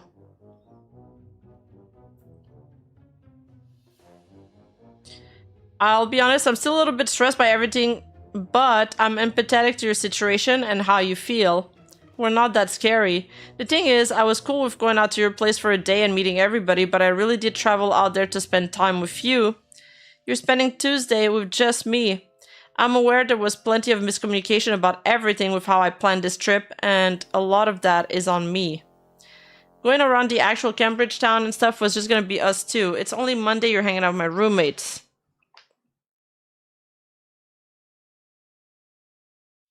And please, no, I don't think of hanging out with you, with your roommate is a negative thing.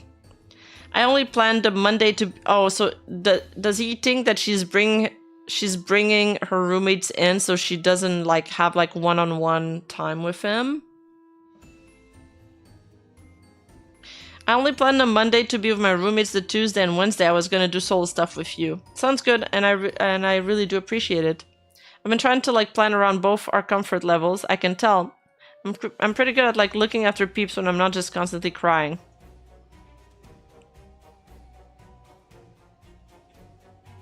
Okay, this conversation is not really important. I'll try my best to be impressed by the pigeon. How's your day going? I took the convertible out for a drive and got really wet. But there's this video game, Pokemon ROM hack of all Yu-Gi-Oh creators, and I'm in it, and I want to find me. Cool. Kind of wacky to be in a game. Okay, I thought it would be cool if we switched the rivals to... To be each?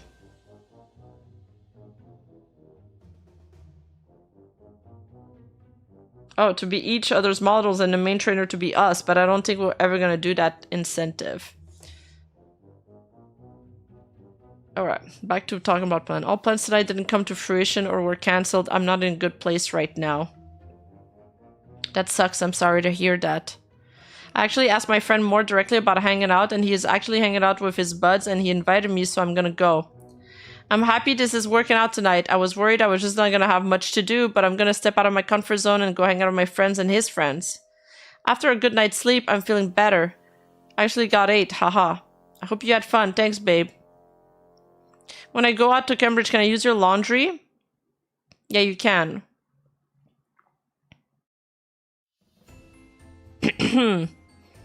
Thank you, babe. How's your night going? I'll be real. I'm watching the Barbie movie with the fam. Okay, too pink. Also stupid fun, so I can dig it. It is. How's hanging out with your friend going? Good, having tea and gonna go to a pub later for a bit. Not drinking though.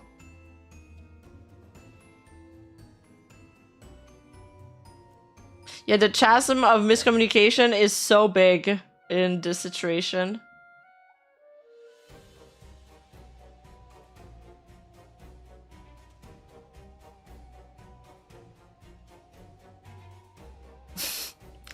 Babe. No, so like, I just want to clear this up tonight before I head to London. Tomorrow, in case you decide you don't want to come. But like, I'm heading back to London as a friend. I just want to friendo hang out. Get to know you as a friend. I know that might suck for you, but I realize I really have to know people as a friend to get comfortable with them.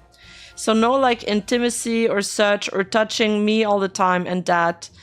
I know that might be upsetting for you, but I really just want to be friends. So if you don't want me to come to wrestling with you, that's fine. But I just really want to clear this up and have you understand where I'm at. I'm sorry for any upset this might cause. Okay, so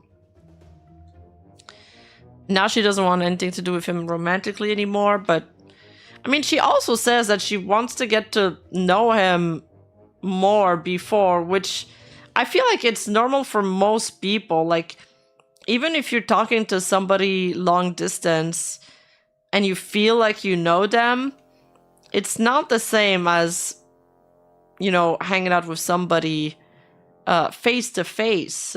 And there is like a period of probably where the two of you need to get to learn to know each other, not just like jump into bed.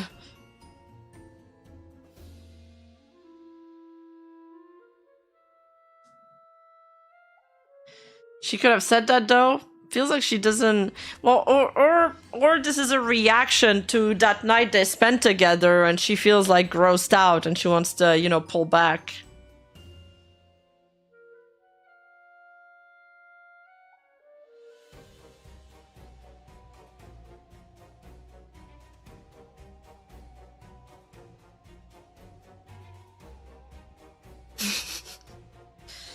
Yeah, it could be a reaction to that night that they spent together that she feels uncomfortable with as well.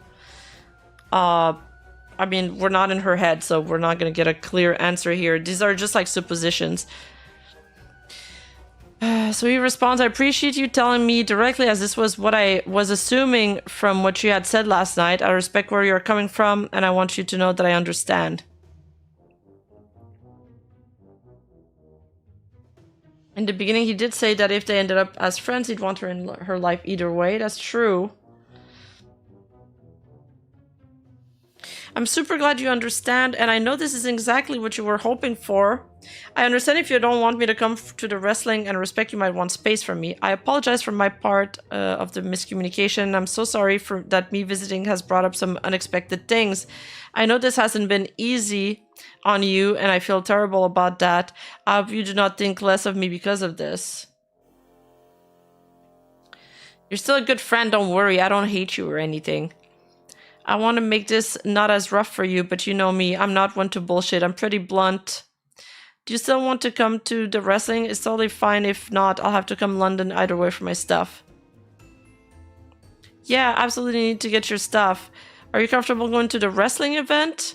If you want me there, yeah, I'm down to hang out. Like, it's totally fine to hang out. You're still welcome to Redacted as well. Can you give me a few to respond? Need to take a shower.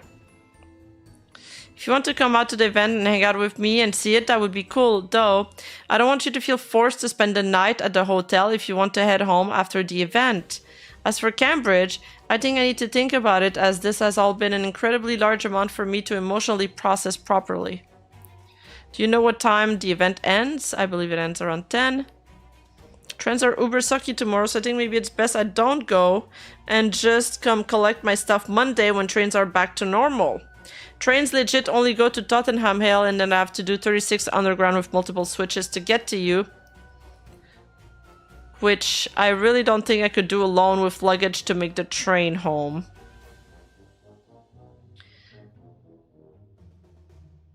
I completely understand, and we can make that work.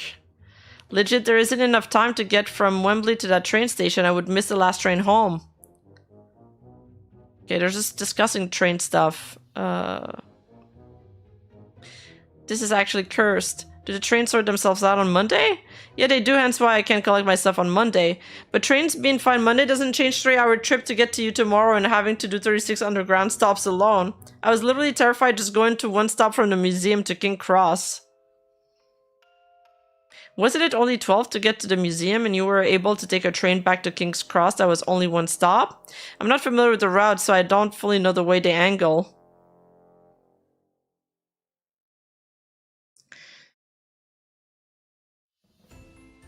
I got a question for chat from Shimazu. Chat, is it essay if both parties consent when it tells essay? Is it really essay or just a normal relationship problem? Well, in this case, the claim that the victim side is saying is that she couldn't have given consent because she was under the influence.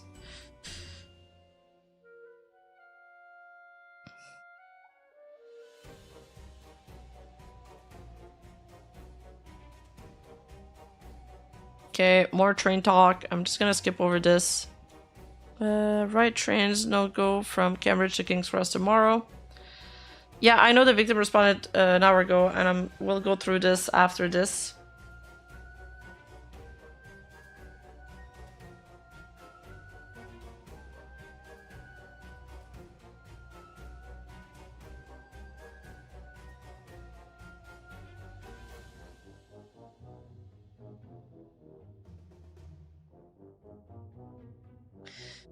None of her messages afterward indicate essay. Just wait. They do discuss it in the last set of screenshots. We just haven't gotten there yet.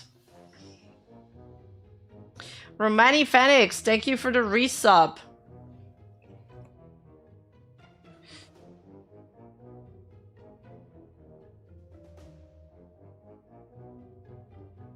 Okay, they're just explaining to each other how to navigate the, the public transports.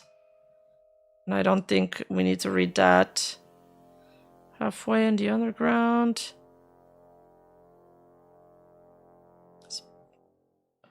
Trains aren't wacky. What, like, go to Liverpool Street, get off, meet your grab my bag, go back on a train, because I'm just going back to my bag. It's easier to just do it Monday when trains aren't wacky. Like the train to London from Cambridge, the station I took to go out to Cambridge the first day. I'm saying I can bring out your bag to there, not Liverpool. Sorry for the confusion. I've been talking about Monday. Do not take a flying car to Hogwarts.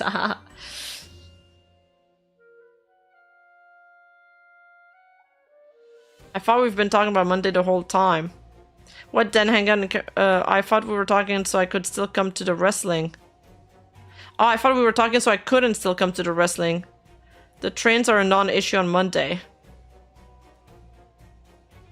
But you said you didn't want to come to Cambridge. Sorry, I'm super confused right now. Okay, so what I was trying to sort out was me being able to still go to wrestling with you and get back to Cambridge that night, since you said you didn't want to head to Cambridge. Oh, so she still wants to go to the show. You have to forgive me. My assumption was after you said this, you didn't want to come out on Sunday. By tomorrow, I thought you meant today because we started the conversation around noon. I understand all the confusion. You shouldn't have to travel all the way to Cambridge to bring me my shit. I wasn't suggested that I was, suggested me going to the train station from Cambridge. So you avoid the underground entirely on Monday because you mentioned you didn't want to deal with the trains. I just want to confirm that you don't want to come out for the wrestling event, correct? Wrestling event being on Sunday. Clarify for me you aren't coming to Cambridge on Monday if I was with you and heading back, right? Like, I can get to London, Liverpool Street, and then Hanger Lane from there to go to wrestling event, but I get stuck in London is the issue. My only option back Sunday is to get like an hour and a half long, £150 Uber.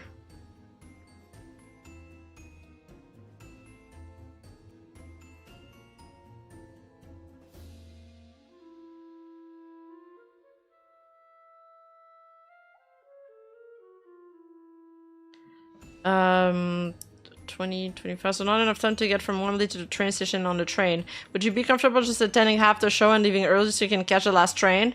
Where would I store my suitcase?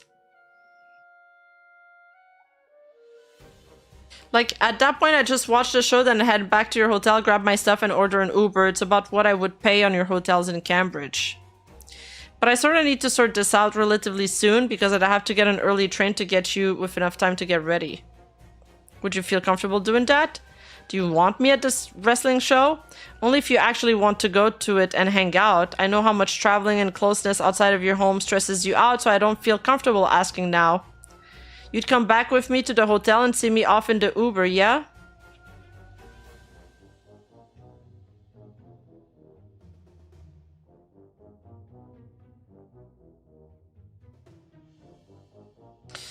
The next day, she sent an unambiguous breakup message expanding upon her text from the previous day. This was a shock to me, and I was heartbroken to my core. However, I felt the romantic split was amicable and was hopeful that our long-standing friendship was still strong. Thank you for the 100 bits, Romani Phoenix. Despite being totally devastated, I told her that I understood and respected where she was coming from. She appreciated this and told me she still wanted me to come visit her at her hometown during my trip. Wait, did we read this doc?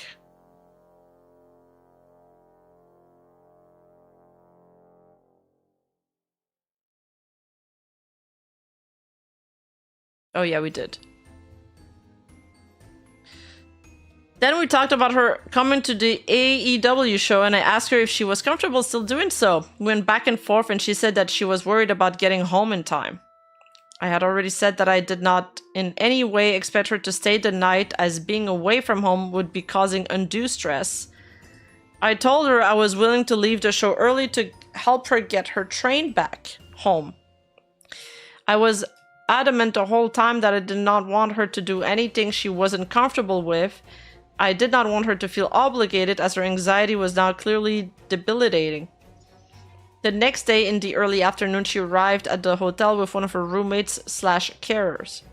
I was happy with this because it helped her anxiety.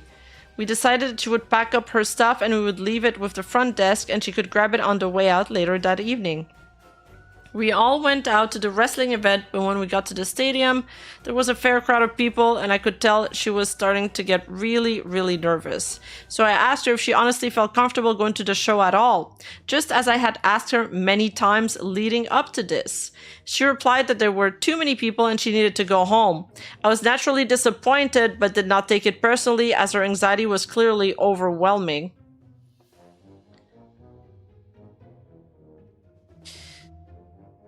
So she left with her friend who would wait nearby till she wanted to head home, so she would have someone to travel with. I saw the show alone.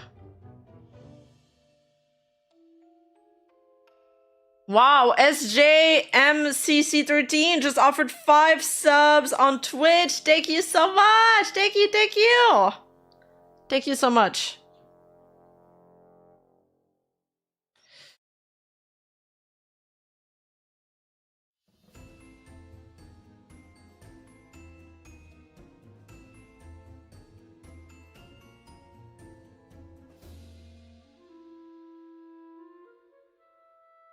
There's a lot of repeated texts.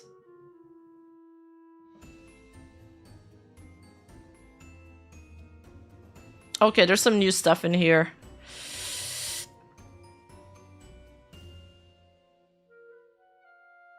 Okay. If you come to the full event, I would go with you back to the hotel and see you off. Like, yeah, I'm uncomfortable doing the underground on my own and taking an Uber alone at night, but I wouldn't be offering to do it if I wasn't willing to do it. This was like the one thing we planned to do, and I know you've been looking forward to it. So if you want me there and want to hang, we can do that game plan, but I need to know nowish because I need to be up early for the train. And I'm gonna be nervous and stressed getting there, yeah, but I can push through it to hang out for this. Am I wrong, or did they only spend one night together? Yeah, they only spent one night together.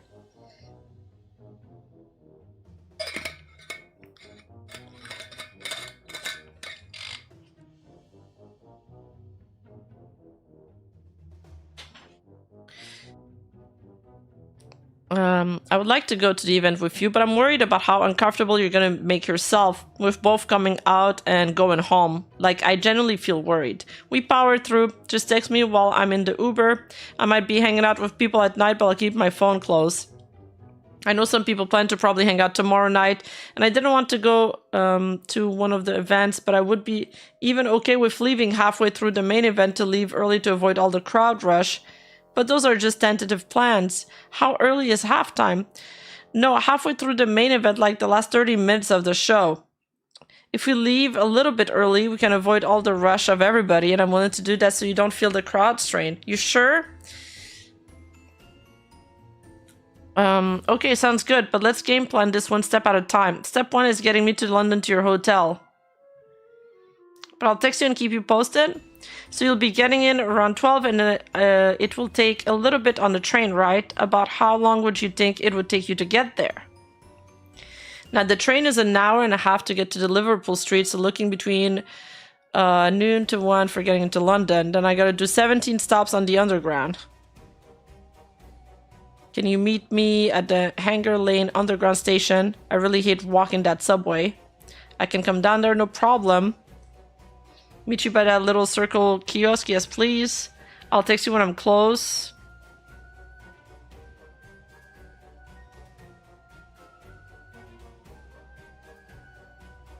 Want me to call you when I get into London? Sure, that might be for the best just because my sleep schedule is so fucked. Okay, I'll do that.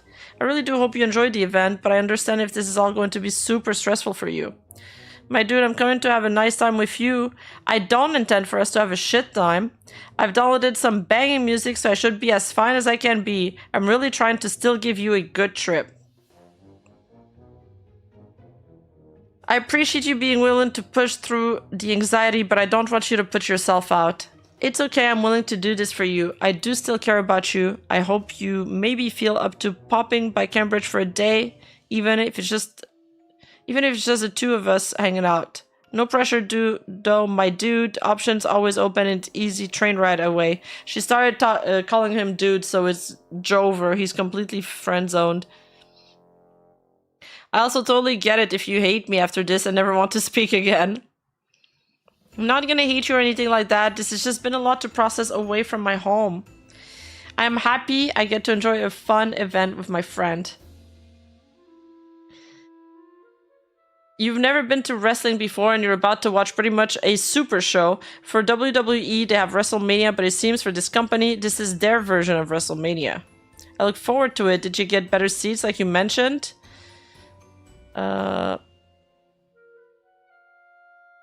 The thing is, the person who gave me better seats, the reason why he gave them to me because his partner seems to have hurt a pre-existing injury, so he gave them to me, but now it seems like things might have normalized, so I'm not going to be a dick and possibly give him back his tickets unless he is only coming himself, and that means I won't be able to go to that, because then it would split us up so we could go with the original tickets. Oh, damn. He could have had VIP tickets, but he wants to sit with her. But if he is coming back, I'm giving him his tickets back because it would be rude as fuck to hold on to them after he gave them and something changed. Easy come, easy go, so to speak. I'll know more when he responds in the morning. Oh well, if it's just him going, and you could have VIP box booth with press and stuff, but it's solo as long as I know early enough, I can just go home. Wouldn't want you to miss that. That's too cool an opportunity to throw away, my dude. There's a lot up in the air right now, and I don't do well with it. Like, he could ask for his tickets back tomorrow because he's already implied he's likely wanting them back, so that's why I'll know more in the morning.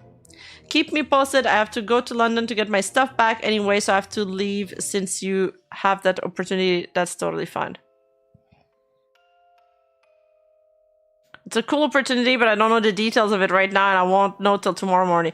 I feel like she's gonna flake. He shouldn't have told her that, because that's another undecisive factor, and she's gonna hold on to that, and now she's gonna second guess her going there.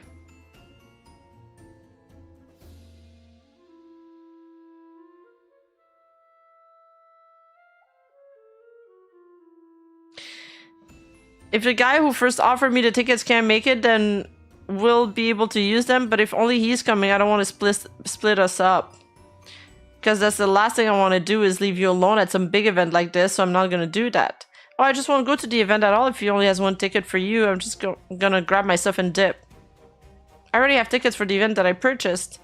Not gonna let you miss that opportunity. It's too cool. You'd love that experience. Like, it's totally fine, honest. You'll know early enough I can just get a train back. It's true, but you still need to grab your stuff.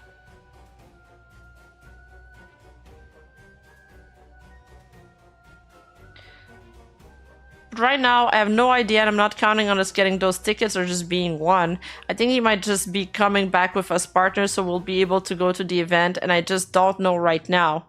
This got dropped on me tonight. There's a lot of uncertainty right now, and it's very exhausting. Like, I'm so fucking exhausted. Yeah, there is a lot of uncertainty. Even I'm being exhausted reading this. This is way too, like, planning anything is way too complicated. They should just go with the regular tickets at this point. Like, keep it simple. You've been overly kind to facilitate it, but it does look like him and his partner are coming to town, so your kindness is likely in vain, so to speak. Just keep me posted. And then he sends her the message of his friend. Sounds like he would love to get his tickets back. So I'm not going to hold on to them. Yeah, do it. Like, the seats are great, blah, blah. Like I said to him, easy come, easy go. I'm not going to lose my mind over it. Are you sure you want to go to the event? Do you not want me to? How many times? They've asked each other so many times if they wanted to go. I've already said I'm coming. I know, that's why I don't want to take off even a half opportunity and miss out on taking you to a giant wrestling event. But it's such a good opportunity for you, so if it's there for you, please take it. I'll keep you informed, but it sounds like it's both of them. I appreciate you being so kind. Just keep me posted. Don't push yourself through stress. That's gonna cause harm, I beg of you.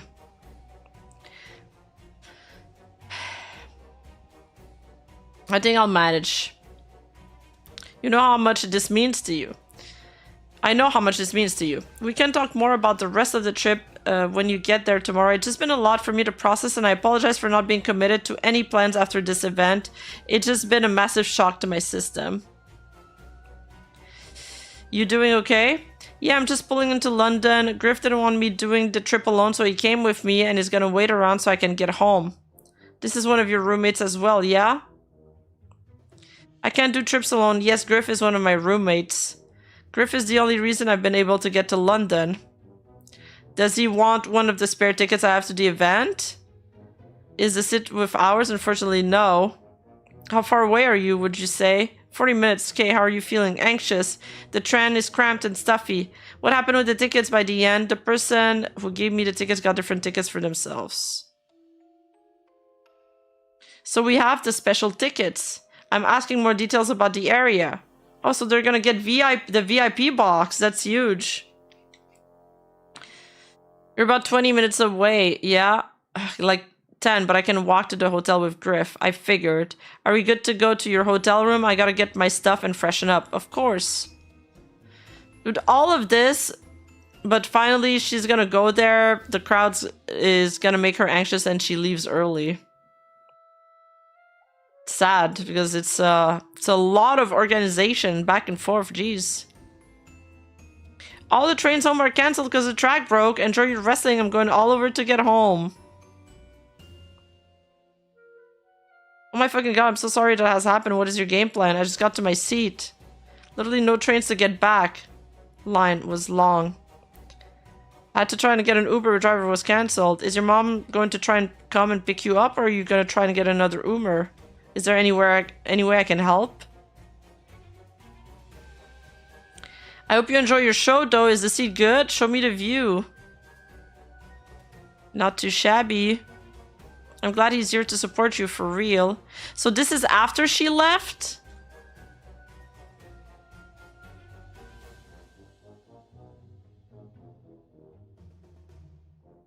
Or they still haven't met yet at the event?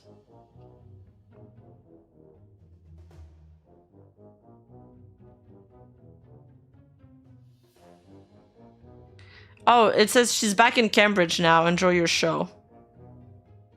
Okay, so she's already back. This is like around 5:30. Their time.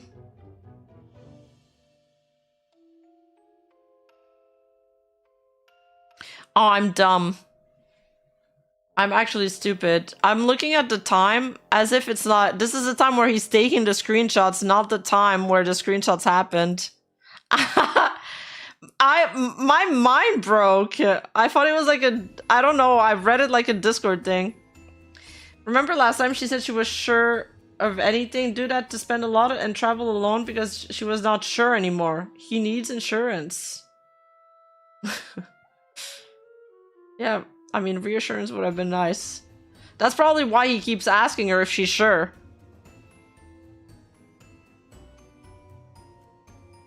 Yeah, I read a little bit too much into those times. Yeah, I'm getting a little tired, that's why. It's a little late. It's midnight here. And I haven't stopped working since 9. I was working non-stop. Show was fun. VIP seats were strange. It was non-wrestling fans, haha, but the wrestlers went there. Oh, for reals? You got to meet some wrestlers? Wait, it's kind of cool.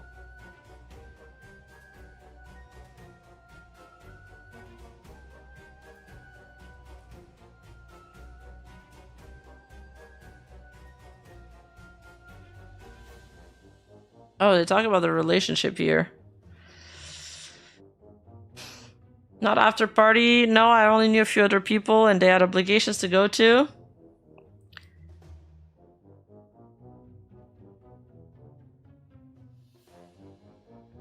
Show itself was pretty good. I thought they were talking about the relationship here. Okay. I got home and literally crashed. Stressful day. I'm really nervous about the idea of visiting your personal space for a couple of reasons. Number one, this sudden change in our relationship has kind of really jolted me pretty heavily. And I'm more than happy to remain friends, obviously, but this is kind of hurt. You know what I mean? I'm very empathetic to your situation and you to feel at your best. For me, this really rocked me to my core and it's really hard to really hold back the sadness. I'm happy I get to meet your friend today, but I didn't really get the vibe. They enjoyed my company, so I'm also hesitant because of that. I don't know if that's because I'm reading into everything that's going on now because of everything that's happened or what. The reason why I haven't straight up said I wanted to come out and visit or confirm that is because I'm really nervous now. I'm away from my bubble and I was willing to do it to come out here for a couple of reasons, and one of the reasons has fundamentally changed so drastically that it's really shaking me. I don't hold any ill will against you about it, if anything. I feel bad that we had not communicated beforehand about so many things that came up when I got there. I appreciate you trying to go to the event today, and I'm happy that you did right by your anxiety and didn't stick around and make things worse for yourself.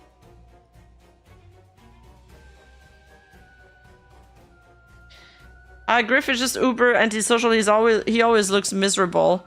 I totally get you being nervous and such. I'm not gonna be mad at you for not coming this way.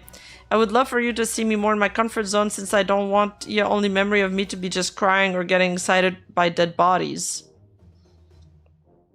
I get that, but do you understand what's going on with me? I mentioned it in the early messages. How our relationship just pivoted in such a big change for me. I don't know if you are fully aware how unsettling it has been for me emotionally. Again, I'm not trying to be rude saying it. It's very awkward for me to talk about this with you given everything that's gone down the past couple days, and I'm trying to be as understanding as I can. I'm really sorry it's been so distressing for you. I didn't intend for that. It feels like she's not resonating with him at all. It doesn't feel like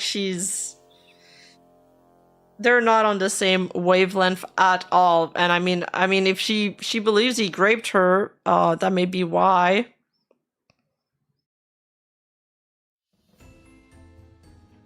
He says, I know, and it's why I don't hate you or anything. She says, I'm pretty real though, so I'm not just gonna like fake it or lead you on, because that's just cruel. Oh, okay. I could never be the cruel to someone. I know a lot of stuff got shaken up with me actually physically coming here, and you're being honest about those feelings, and I respect that. I realize I need like a lot of care and support, and that's a lot for peeps, and it's hard to become a trusted person I can look after me. I feel can look after me. But look at the peeps I have around me.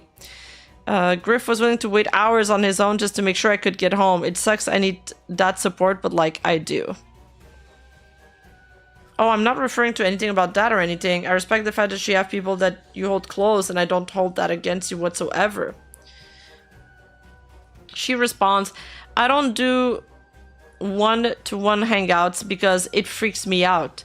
I have to hang out with the person, with friends first to get comfortable. That's something I learned.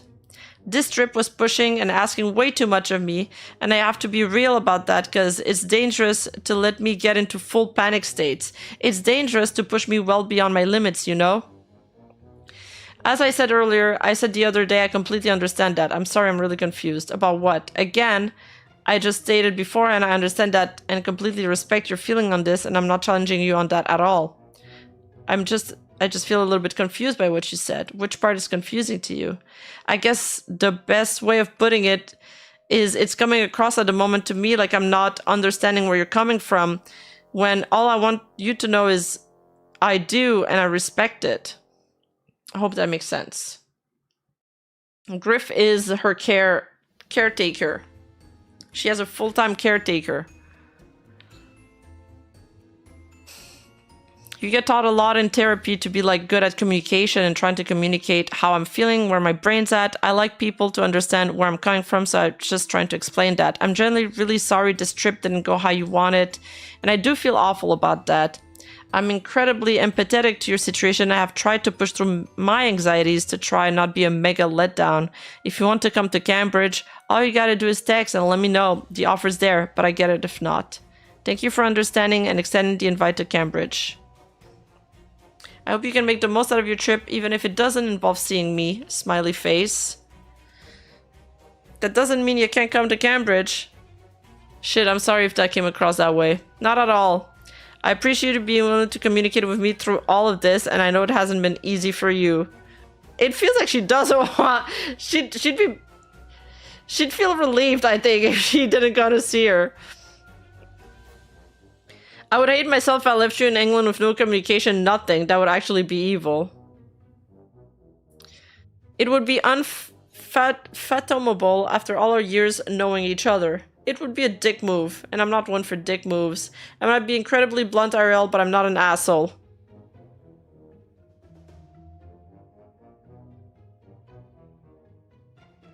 If I came out tomorrow, what would we get up to? Like you mentioned, you wanted to show me some place and hang out with your friends. I'll probably head out on the last train. Museum and tourist place. We're a historic city. Okay, so it seems like they're making plans.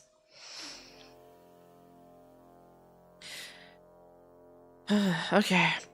So the next day, after AEW All In, I asked her to remind me about the plan for me going to her hometown. She said yet again that she would like me to visit, but now, since it was past Monday, the plans would need to change. We would not be seeing her friends and animals. Instead, she would visit historical sites there with me one-on-one.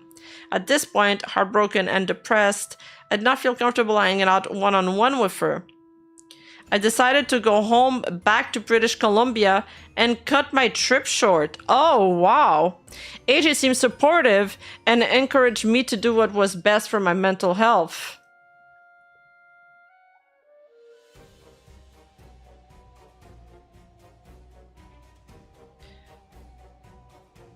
Do you still want me to meet your pets and everything? Can we put a pin in this till later? I'm just heading out to hang out with friends and I gotta drive. I got food reservations. I thought you meant to just come hang for the day. Was that not what you meant?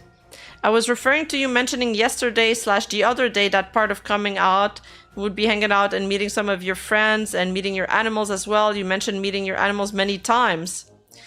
You don't want to meet my animals. The neurologically challenged dog is being really bad, and me and the vets have no clue what to do. Honestly, I think you'd hate my pets. There are a lot, and I get that. I thought she what? But she wanted him to meet his pets the entire fucking doc! Oh my god. Alright, this is the one text. This is where I'm being mind broken. I was strong the entire time. Now I'm going nuts.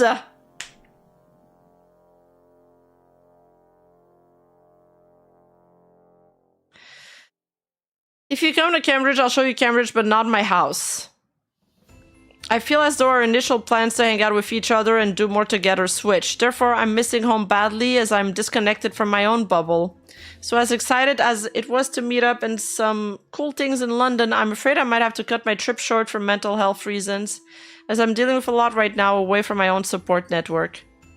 That's totally fair. Do what you need to do for your mental health. If you can get a flight home early, go for it. We both gotta do what's right for our own mental health. There's no way I tell you to push through your mental health and cause yourself damage.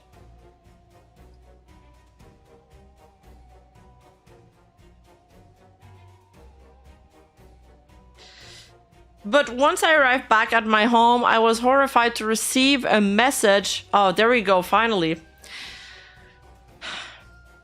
But once I arrived back at my home, I was horrified to receive a message from her accusing me of sexual misconduct since she had been sedated and could not give consent. I was shocked as I never knew she was sedated. She had told me that she needed the pills to live. I thought she was exhausted as I had been. I did not think she was intoxicated, let alone incapable of giving consent. I went into this thinking this woman loved me. She had encouraged me to believe this. To have her pulled back from me devastated me. I had been understanding and accepted when she said she wanted less intimacy and to be friends instead, no matter how much it broke my heart. But now she was making this allegation which I knew was simply untrue. I could not understand what was happening. Rima, I wish for you to not dream of this when you sleep later. Stay strong, stay healthy, and most of all, stay celibate. Thank you.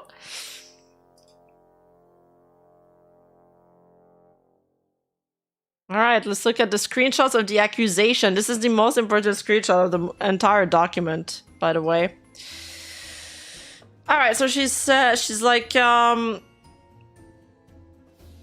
this is, you know, the message encouraging him to head home, but then she sends him another message. Hey, I know you're probably still super stressed out from the trip and everything because I know I'm still recovering and I'm going to be a long while, but I really need to talk about some things. 1, I do not wish to work on your VOD channel any longer, so please take this as myself and Jimmy resigning effective immediately. I request you remove me as channel manager from your YouTube and as moderator from your Twitch. I won't be doing any work for you going forward as I simply am not comfortable. 2, this is the big one. What happened Thursday really wasn't okay, and I genuinely need to know that you understand that your actions weren't okay. I'm talking to you about this because we used to be friends, so I'm giving you a chance to do what little you can do to take accountability here. I was not in a good headspace and you knew that. I was drugged up on sedatives from my panic attack, on a strong sleeping med, and had mentioned multiple times that I wanted to be friends. But you told me I hadn't just led you on, had I kept making advances the entire night and pushed for sex. She sending him home was the most agreeable she has been to Taka this whole time, by the way. I think she just wanted to get rid of him.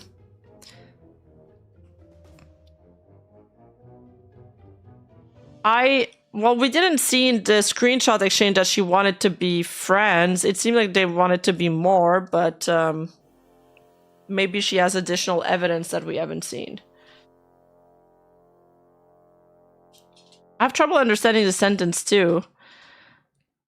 I wanted to be friends, but you told me I hadn't just led you on, and I hadn't led you on, had I, and kept making advances the entire night and pushed for sex.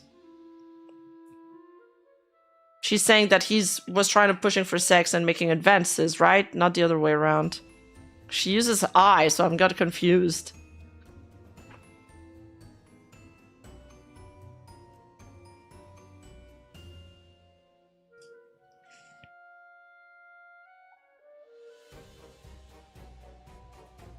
Whether you think you weren't pushing or not, I was not in a headspace where I could consent properly.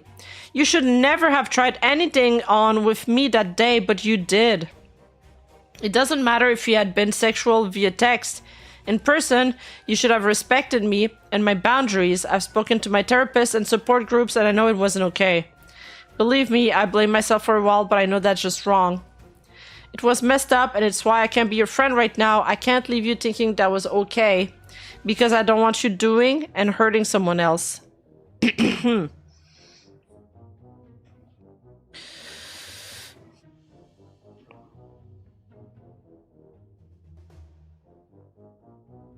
You need to own up to how messed up all of Thursday was. Right now, I can't smile and pretend to be professional with you because you majorly screwed up and hurt me, so I'm not going to pretend we are good because we aren't, and I refuse to be fake, but I'm trying to talk it out with you. I understand this is scary for both of us.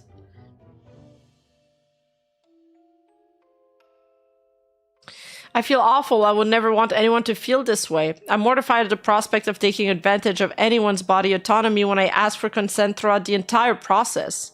If at any moment I had received a signal from you that it was not okay, then I would have stopped. I firmly believe that consent can be revoked at any point in the actual act, which is why I asked every step of the way. I'm sorry for any hurt that was done inadvertently. My understand was that Thursday was a completely consensual act between us. Again, I regret and I'm mortified if I misunderstood this. I would never want to cause anyone any pain or distress, especially not you, who I held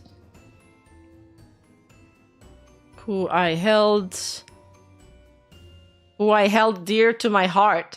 I just want you to be as well as you can and take care of your needs at this time. It was never my intention to cause you any pain. I feel like he's kind of been repeating that the entire trip.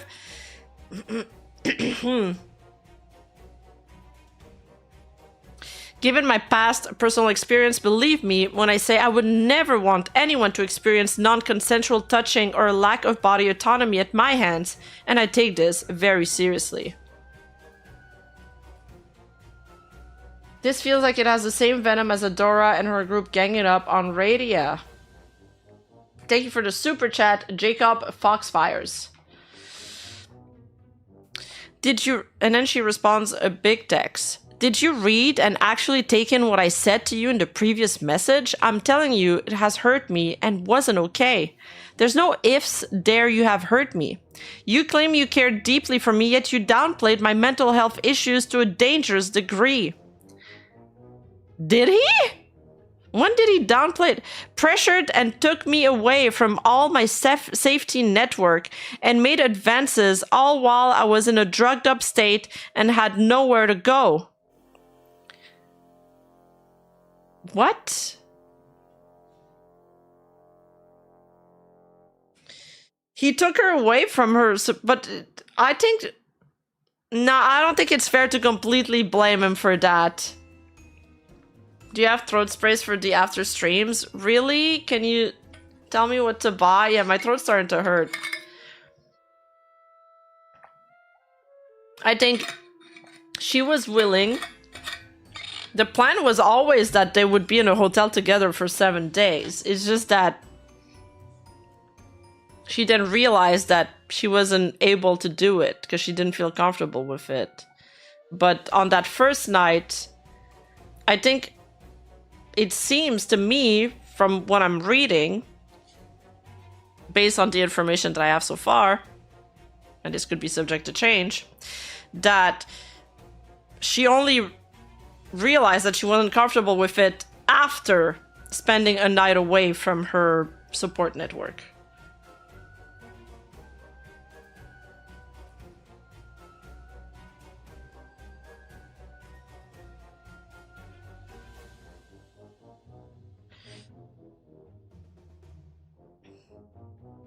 So I don't know if it's like fair to say it. It's like Taka kidnapped her away from like her support network and put her in an unsafe situation. Like, I'm not saying he acted right there.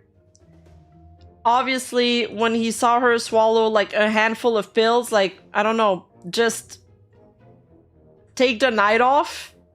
Any other night would have been probably better to continue stuff.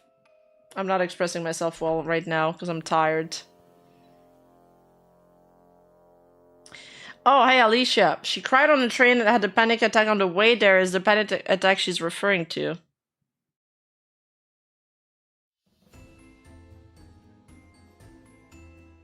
Claim you care deeply and downplay mental health issues to a degree. Pressure took me away. Okay, then it's not... that wasn't present in the screenshot that we saw.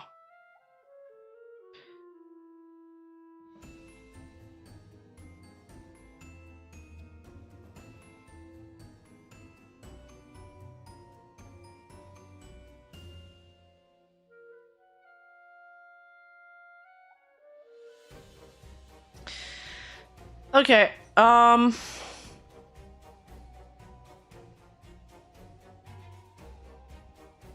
yeah.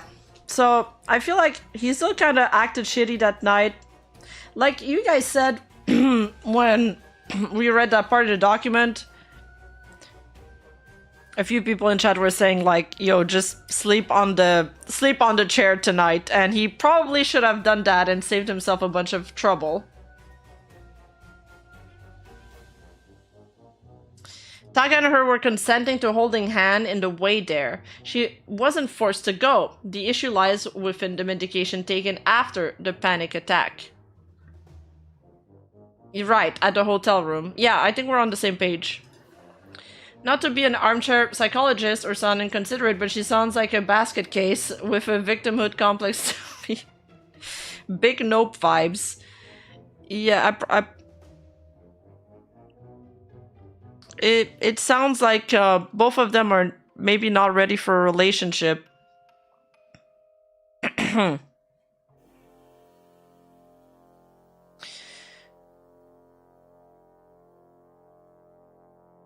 Alright, so let's finish this wall of text. Where was I? I don't know where to go. Okay. He made advances while I was in a drugged up state and I know where to go. None of that is okay, and it's concerning if you think it is. I made it clear to you I was in a mental health crisis, and yet you still pushed. I'm making it clear here it was not and is not okay, and if you can't accept that, then there's no conversation to be had here. I don't get why you think a crying, panicked, drugged up girl who had asked if you would be mad if they just wanted to be friends, wanted sexual advances and sex. So here she also claims that she had asked him if they wanted to be friends, but he didn't include that in the screenshots, so, or in his document. So did that happen like face to face or what? We don't know.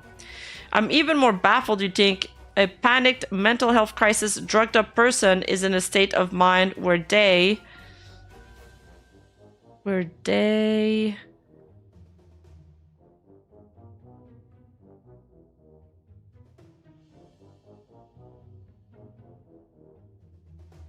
fuck, I lost the where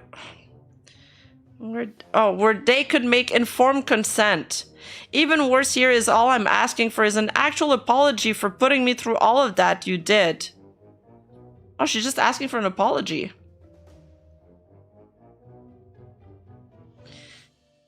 I'm so fucking sorry. I want you to genuinely know I'm fucking horrified by this and genuinely feel terrible about visiting. I hope you believe me when I say I thought your anxiety reaction to everything on Thursday was about being away from home, away from your bubble and support network.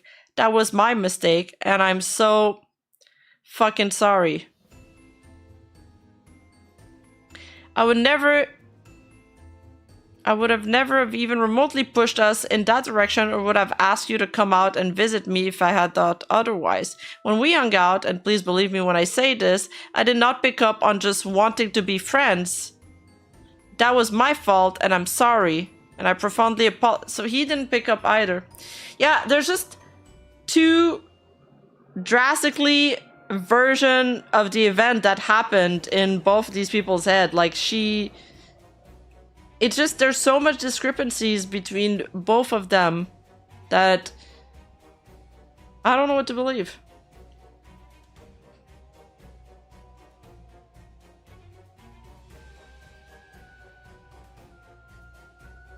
I profoundly apologize for not using better judgment in interpreting everything. Had I known the extent of the state of your condition, I would not have asked you to come out. I interpreted the situation completely wrong and hurt you in the process. I'm so fucking sorry and I feel truly awful. Out of respect to our relationship over the years, from the bottom of my heart, I am sincerely sorry.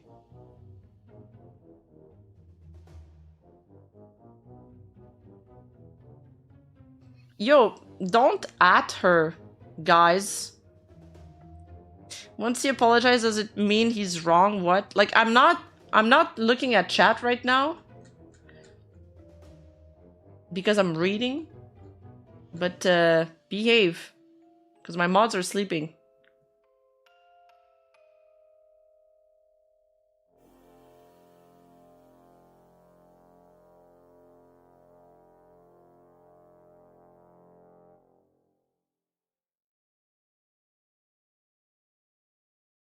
Okay, so we read the accusation doc, and now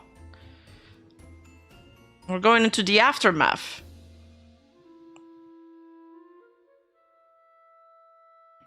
So he says, I went over the events of those few days in my mind. This had been a sad and difficult time with conflicting messages and mixed signals. But I knew that I had asked for and received her consent at every stage of intimacy. She clearly had been wrestling with issues and anxiety, but she had explained, and I had believed, that these were related to her fear of being away from home. These had not been presented as issues with being with me. Okay, so he's basically reiterating what he said to her in the screenshots. She didn't at any point suggest she had an issue with being intimate until after the fact.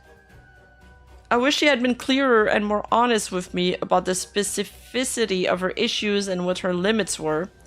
This has been a terrible moment of failing to communicate properly. Yes, I misread the severity of the situation, and I am profoundly devastated.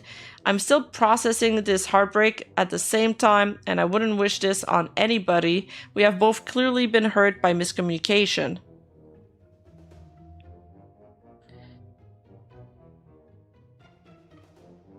I'll just leave wishing you all the best. I get it, some people don't like me. I don't like either the victim or Taka, but when he said he saw her take a handful of pills, I was out. Have a good night, Alicia.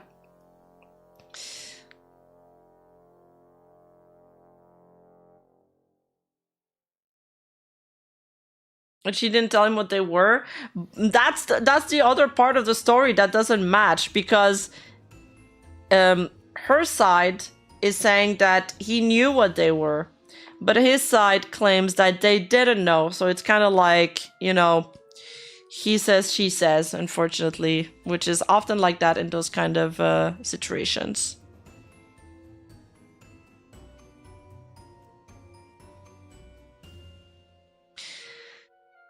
She didn't at any point suggest she had issue with being intimate until after the fact. I wish she had been clearer and more honest with me about the specificity of her issues. Okay, we've read that, sorry. I was profoundly shocked and filled with sadness when, after my visit, 5 months later, AJ began sharing claims with several of our mutuals. So this is how, you know, this is the aftermath. She alleged that I had sexually assaulted her and that I coerced her into being intimate after she had expressed a desire to simply remain friends. These claims simply did not align with the reality of our relationship, and I still have the written message to prove this. Her version of events also altered the timeline of our trip planning and omitted key context, such as the fact that we had been in an on and off relationship for 9 years. Well, I wouldn't call that a relationship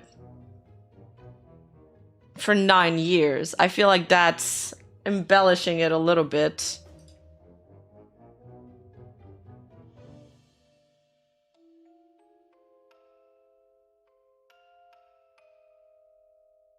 Like, right? Like, I don't know. It wasn't a 9-year relationship. Like, I thought from the way he explained it at first, I thought they were for real, like, dating for 9 years. But from what I'm understanding is that they only started legitimately seeing each other, and online too, long distance, not IRL, after COVID. That's not 9 years. Yeah, and it's a long distance like situationship. They're not even monogamous.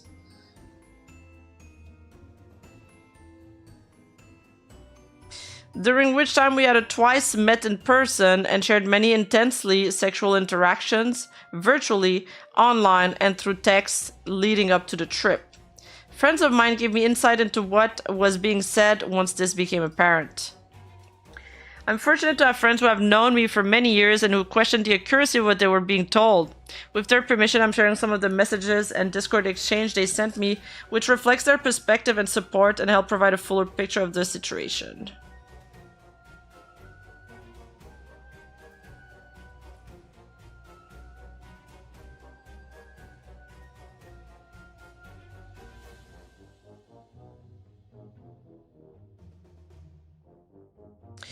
Hey, I need to talk to you about something really serious. You okay? Yes, I'm kinda, but I don't know how to call you when you're free.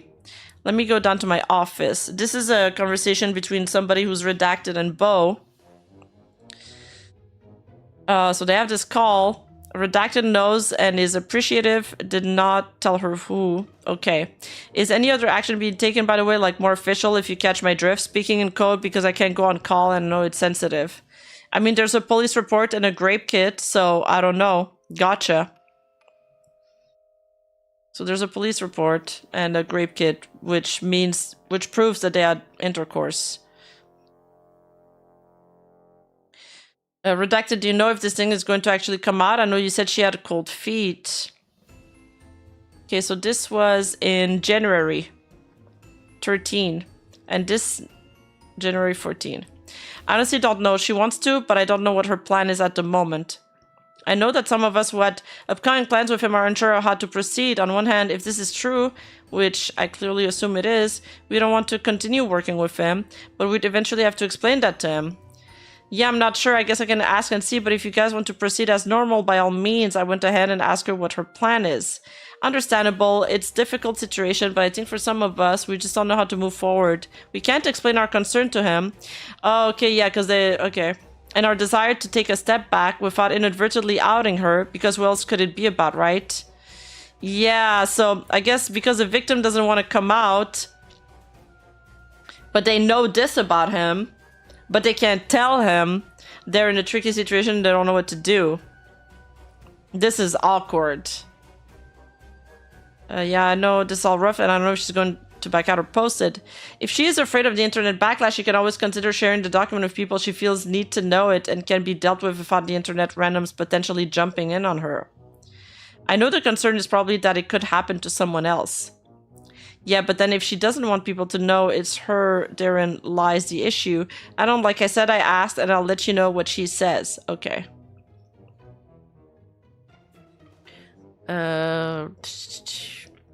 Are you planning on posting the doc you made, or is that for just in case purposes? I'm sorry to even ask this. I plan to provide it to people privately at present, but it's not written up fully yet. It's been a struggle to work on. They don't need a public statement to avoid him, though. Just avoid him if they want to. I'm working on it with Red Claw, Thursday though, so hopefully I can get it done. Okay, baby, no worries. I'm also having to think through what to include that doesn't harm the legal case if I want to go forward. So you guys are...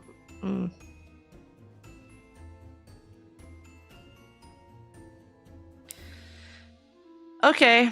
She said the more she works on the dog, the more sick it makes her. I get it. Been there, as you have too. Yeah. So the plan is to share it privately at present. The concern is not that. We want a public statement to avoid him. It's more... Some of us have a harder time avoiding him without explaining ourselves, and we don't want to say anything that would hurt her. So we just want to know when it will be okay to tell him why we're cutting ties. I feel anything but strong. I just feel weak, man. People keep pushing for public posts, but they aren't understanding how destructive on the victim that would be. I don't think he's a threat to professionals. I think you have more in your corner than you think. I completely understand how daunting this is. It's a heavy, horrible ordeal. You are being incredibly strong, even if it feels like you aren't. Even reaching out to close people to let us know and be there for you is super hard as is. Yeah, I understand she's doing the best she can currently. Yeah, I get that. Can I call you in a minute, or are you streaming? I'm not streaming today. Feel free to call me. So Taka knows he's been prepping to defend himself for months. She's taking him to court. He's calling people and trying to convince them she's lying. Ooh, that doesn't look good. That doesn't shock me. Everyone pulling out of plans with him at the same time probably alerted him to something being off. Yeah, he called Red last night. I guess it's really going to show who has his back and who has hers when it all comes out in the wash. It's going to be a big divide. You don't say. It's a very precarious situation to be involved in for anyone. I'm going to publicly maintain a distance from it. Yes, same. But I will refuse to be friends with people that know and defend him. It's all going to be hard. Ooh, damn. And Bo's going to end up defending him. I won't be defending him. I do still need to see some form of receipt before I can fully form an opinion, though, which feels bad to say, but I hope you can understand why I feel that. I'm sure part of it is that I don't have a pre-existing friendship with her, so I don't have that to go on either. Yeah, it would be ignorant to just trust word of mouth. I completely understand. Did he seem to know Red was helping her, or was that purely coincidental? He didn't know Red knew. He called him to convince him she's lying. Okay, thank you. Can we talk on the phone? They call. Well, he hasn't answered me all day, so it's probably safe to say he thinks I'm an asshole that tried to ruin him. I'll call you in a second if you're up for it. Oh, that's it. Okay. So that's how he found out. But I mean, this other person also says there is a court proceeding. All right, now let's look at what Mistress Doom posted. So Mistress Doom, the person called out in Takahara's document, the victim, released her answer. She's been completely quiet until now. So the doc kind of forced her hand there. So she says, "Hello, this is the carer." Oh, it's the carer that's writing this, not her. "Hello, this is the carer of Mistress Doom. Some of you know me as Jimmy. I am posting this brief statement on her account on her behalf so that she does not have to traumatize herself further. These are her words for now." Okay, it's her words. Because I was like, I read this earlier and it sounded like her. "Finally, a chance to speak after a year and a bit of suffering from someone's action. Well, kind of speak. This is an active police investigation. Nothing about this case should be public as it is in the hands of the police and actively being investigated. This has been a police case since August 2024. Taka publicly posting that document is a crime and breaks the Sexual Offences Amendment Act of 1992, which states an alleged victim of rape or sexual assault is granted anonymity for life as soon as they report, which I did back in August 2024.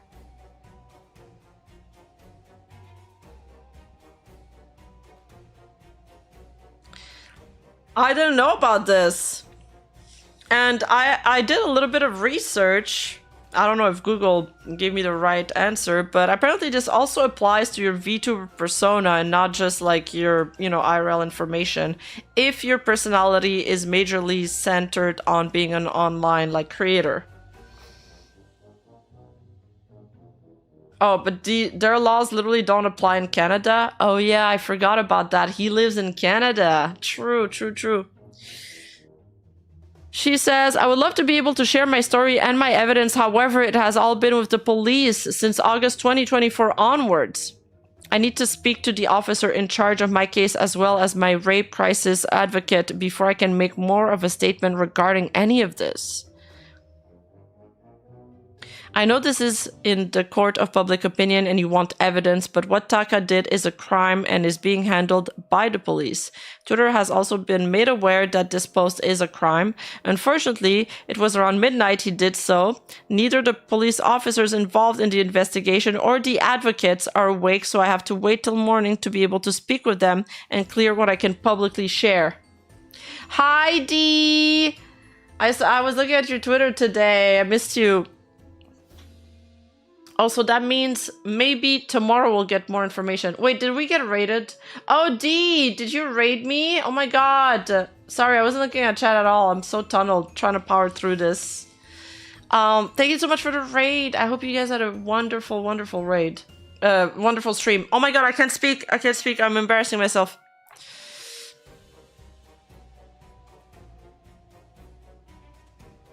Okay. I put none of this public and never wanted it to go public, nor did I want anyone to know that I was the victim of that. I know I can't give the evidence right this second, but no, the police have had the phone logs and his lawyer letters since the end of January/February 2025.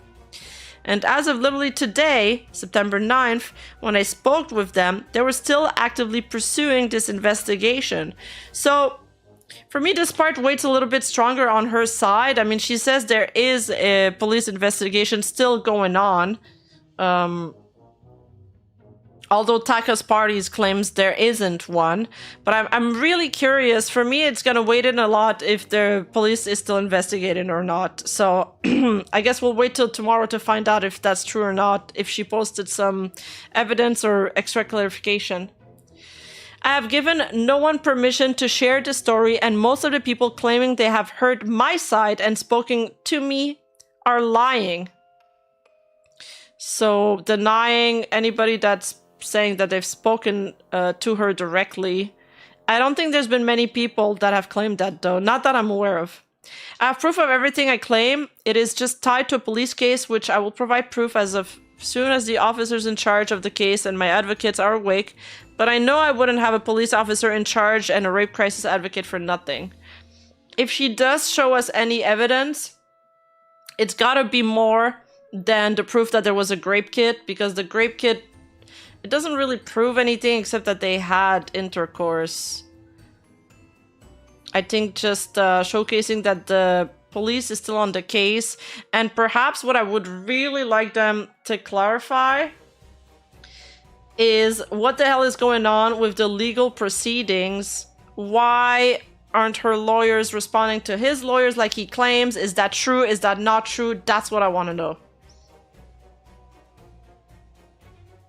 I know that an ongoing investigation doesn't necessarily mean a crime was proved or committed, but if there was no investigation, that means that the investigation would have been dropped for lack of proof, right?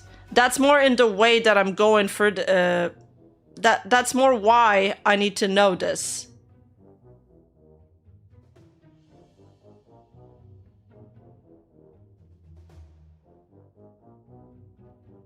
Yeah. The point of the kid is so the other party doesn't deny that the act took place.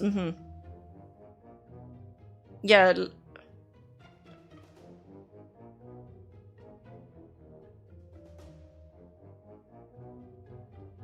Yes, exactly. They both admit to the intercourse, but the question is the consent and the ability to consent, because whether she was under the influence or not.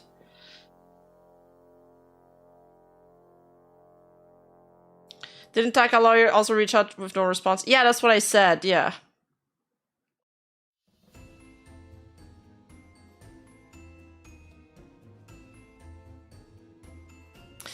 That's the thing, Leah, is because Taka claims that there was no investigation, but she claims there is. So, like, who's telling the truth? And same thing with the legal proceedings, kind of.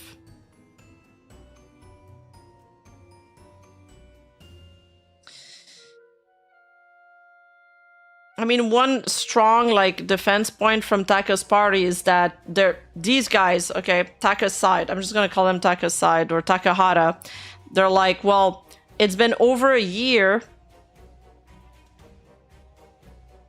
of the police investigating, and they're like, we haven't heard from them, so surely that means that, you know, it was dropped or there was insufficient evidence. That's their argument.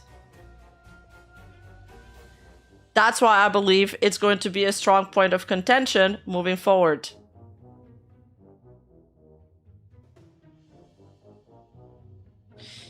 He's not claiming there is none, just that in a year not a single person has contacted him to even question him. True, true. I guess it's kind of the same, no?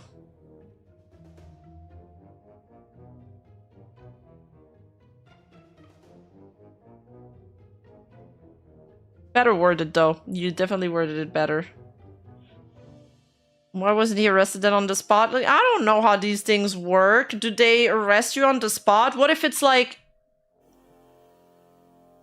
I don't know. I don't know what's the due process, TBH. Like, because there's so much that goes into these. What if it's like a married couple and then one of them claims SA? Do they just... And if somebody files a complaint, do they just come grab you in your home and throw you in jail? Like, you know, I don't know what's the due process for that.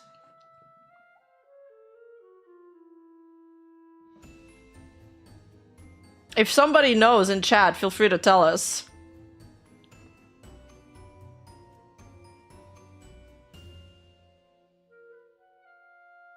When you are being charged, yes, but that depends on the country also.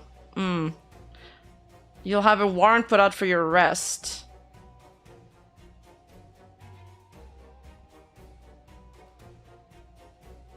I think when it's violence, they take you out, but I don't know about the other cases. During the visit, influence of meds. After the visit, under the influence of Jimmy/Griff, also remark, you're still fine, please rest soon. I'm getting tired. Well, okay. In the victim's defense, because you guys are like, oh, but she was being nice with him in the, you know, exchanges after their night happened, but it could also be that she felt threatened by X, Y, or Z. She didn't know how to act. She hadn't processed it. Like, clearly this is also somebody that's struggling with mental health issues. So it could be that too. Like, I'm not going to completely brush that option out. You know, I'm trying to go about it in a roundabout way. Sure, it was odd. I'm not going to say it wasn't. But there's at least a 1% chance that could have been what happened. That, like, she didn't know how to act, and she tried to be nice until he left.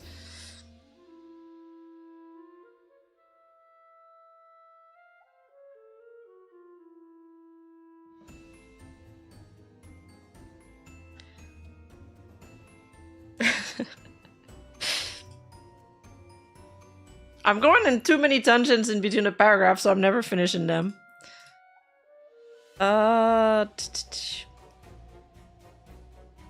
Once again, this is a police case. None of this should be shown publicly, and outing my name is a crime. Please allow me the space to speak with the police and the advocate, and know that having a trauma that has almost killed you, outed, against your will, is a trauma I will never forget. That's sad, actually. I am a real person with feelings who has suffered for over a year with this. If I must make this clear publicly, then let this be my word to listen to as a victim in this investigation. I do not currently consent for anyone to speak on my behalf other than my carer at this moment. The only consent previously given in the past was to only state there was an ongoing police matter and nothing further. Any posts that targeted the situation publicly were done against my will. If you made a post on my behalf, you did not have my consent.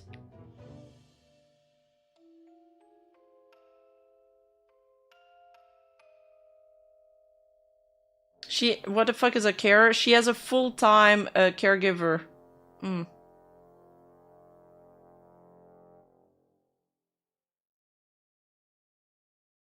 No, she's not necessarily referring to Alicia here. I mean, who has spoken on her behalf? It's like the only person I can think about is Redclaw because of the screenshot that Dora showed. Because he spoke on her behalf to other people. And in that screenshot with Bo, they also mentioned Redclaw. But on the other hand, Redclaw was her friend, so I feel like, you know, is she mad at him, or is this not about him at all? I mean, this is kind of what happens when you let other people speak for you too, though. Oh, you guys think she's referring to Adora and Alicia? Oh, read the replies? Okay. The main thing that gets me is that with all their talk before the day it happened, it was obvious what was going to happen when they got to his hotel room. He was very graphic about it. Oh my god, you are right. He was very graphic about it.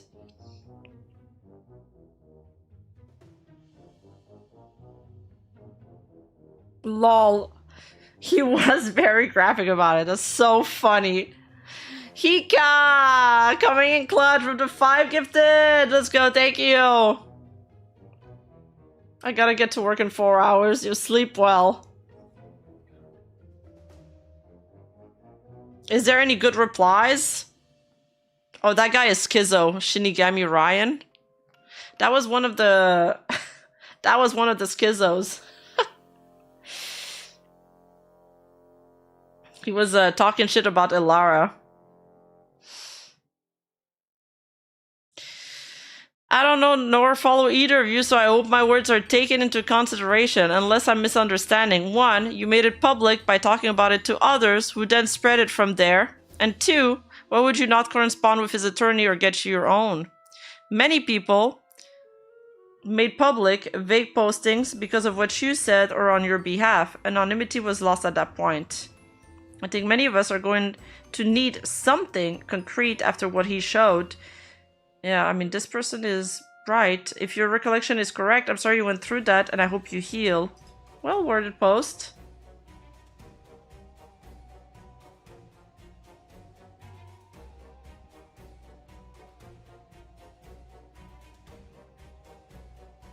You'd think it was TMI, but he was kind of first to leak everything, otherwise he will be accused of hiding evidence?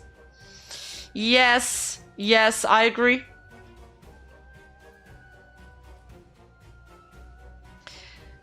The acted right of anonymity is nullified and lost if the person that is regarded as the victim has made themselves known to too many people to the point you are no longer anonymous. Really?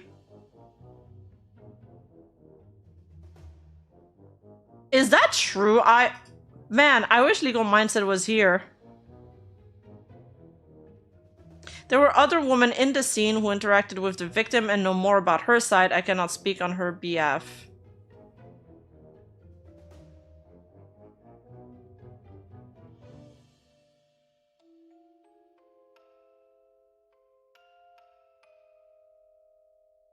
Whole point is, if you want to remain anonymous, you have to do it too. If you go about and make yourself known too much, you are waiving your rights to it. Doesn't matter if the other person tried to keep your identity safe. It's that you bypass your own anonymity, which is made by intent, as victims usually don't want to be found and to remain anonymous, and is thereby often used as indicator for defamation, as they have to make their identity known. Yet we know you went around and talked to people like Redclaw. Okay, I lost him. I don't understand what he's saying anymore.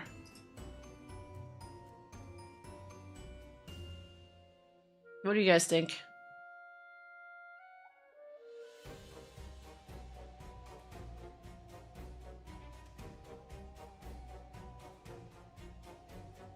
He is done for. His only legal defense is she is lying, she was not on meds, or even after meds she still shows consent.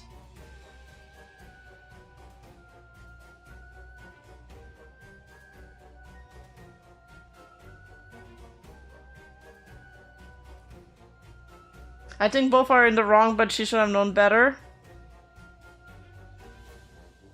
I think both should have known better, and both are in the wrong. I don't want to say that just yet. I need that. The problem is that. Okay, guys. The problem is that we've had a lot of vague posts, and now we've got one side. Now I need to see the other side before I make my final decision. Obviously, after reading all of this, you know, that I'm leaning a little bit more with Takahata because that's what we've seen. We haven't seen anything else.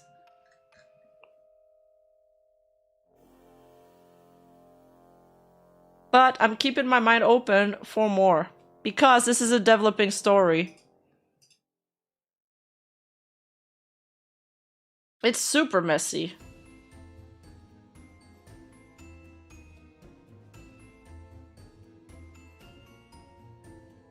I still think, I think it's shady she didn't tell him what her meds were at all. I think there was a lot of miscommunication that would have been real, about stuff that would have been really, really important to clarify. And then there was like some over clarifications and like, but I guess it wasn't over clarifications because it all ended up being rescinded. I was gonna say, like, I was getting annoyed about how many times he was asking if she was okay with stuff. It was almost like he was asking so much that it was almost like he felt guilty about something he did. You know what I mean? Like he was overcompensating, which is like the feeling that I got reading some of the stuff, but maybe I'm just reading too much into it.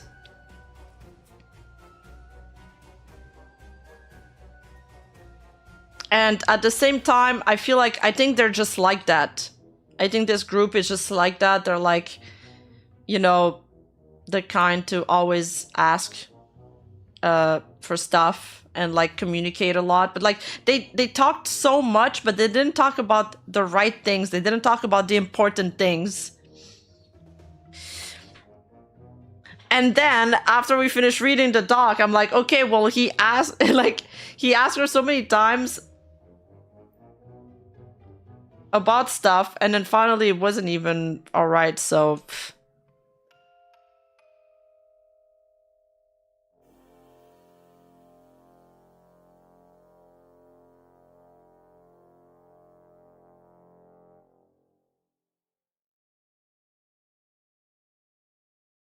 you think he was overcorrecting because any allegations is life ruining, but that is my opinion. She also kind of dropped a lot on me, starting being flaky. You mean like men in general? Yeah, maybe it's just what you gotta do nowadays when you date. I wouldn't know because I'm celibate, as we found out earlier. But I guess this is how it is now. You gotta make sure that you've got consent like every step of the way. Like, can I hold your hand? Do I have your consent? Yes. Can I touch your cheek? Yes. Can I touch your shoulder now? Yes. But you also gotta keep the mood up.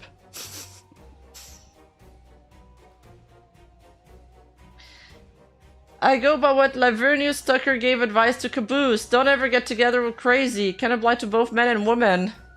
Thanks for the 100 bits!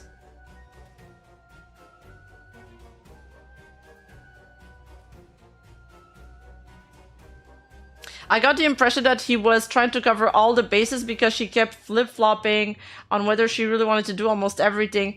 I got that impression too. Yeah. You need to sign a contract at this point. Imagine like you're pulling your pants down and you're like, hold up, contract. Can you sign here? Initials here. Initial on this other page.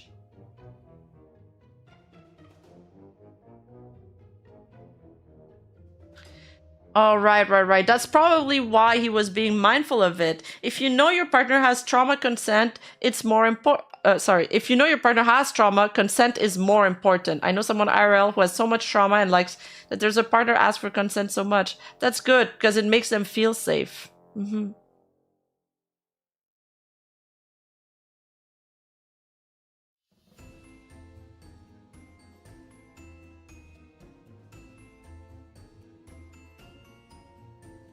When you pull the pants down, the contract is there instead.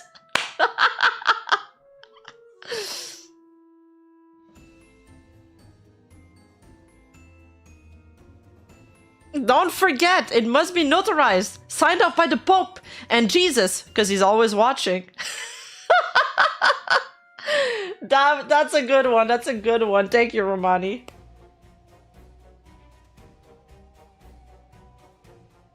I think, okay, final closing thoughts. I think we can't make a definitive judgment with the information that we have. For sure, there's like this whole like morality question that comes at play about consent and, you know, the whether or not she was in the state of mind where she could consent.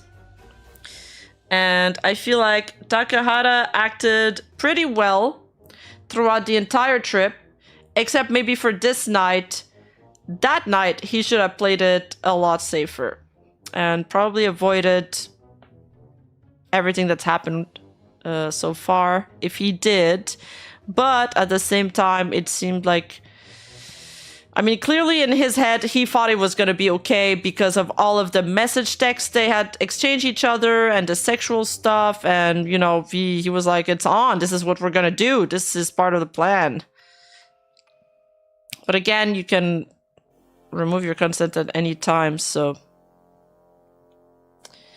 no good to assume stuff.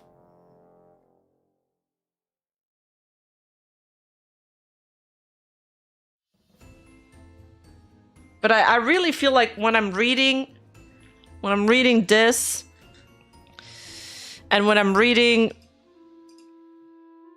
her like accusatory message, and I'm reading his text, I'm like, wow.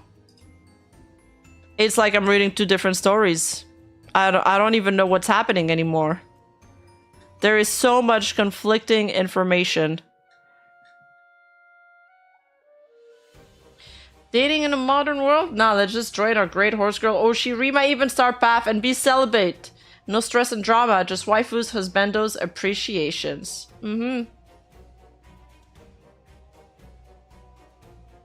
Not anytime can remove consent 3 days later. Oh yeah, for sure. I meant, you know, prior or during.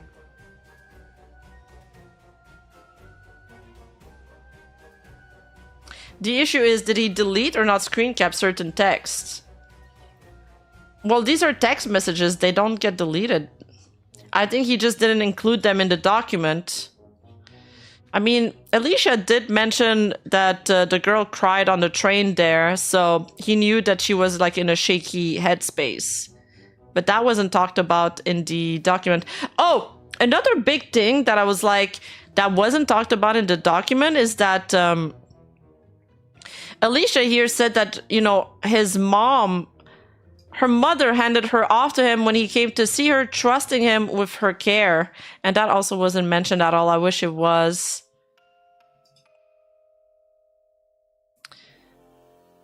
Because from the way Alicia is explaining it here, it felt like she was very visibly, you know, mentally distressed, out of it, everything. Yeah, she has a 24/7 hour caretaker, and her mom was there to hand her to him. Like, so it's when I read this, I'm picturing like, you know, she's like this fragile thing. So obviously, if that was the case and he pressured her there, that's definitely more dubious.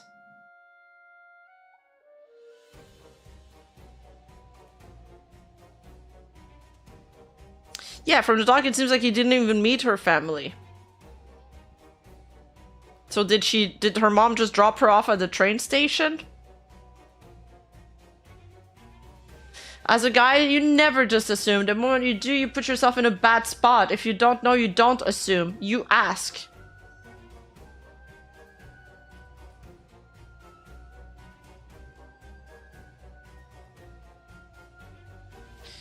No, the mom was not there. She just came to do the trade for her daughter.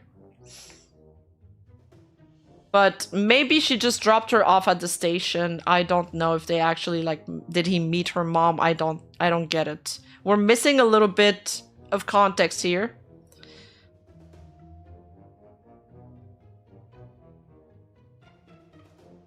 Yeah, she lives with roommates.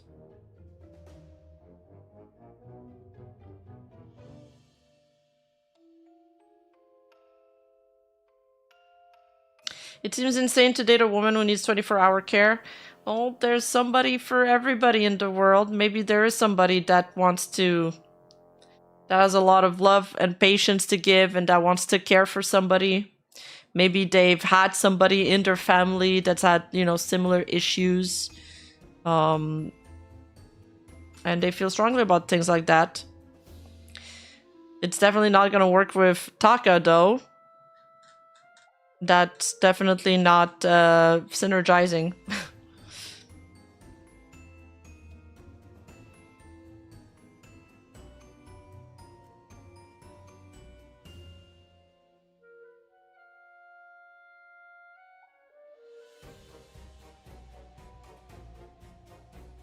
Good night, Kanan.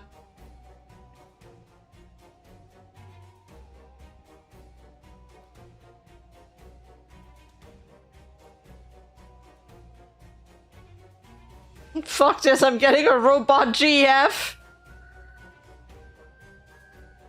Yeah? Well, I'm gonna one-up you and I'm gonna get an anime boyfriend. Levi Ackerman. I heard he was single.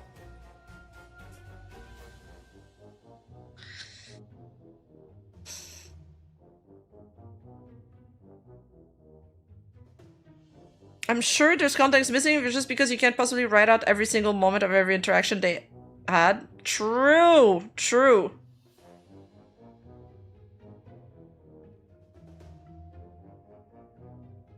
No, Levi didn't die. He just, like, got severely impaired and doesn't look as good anymore.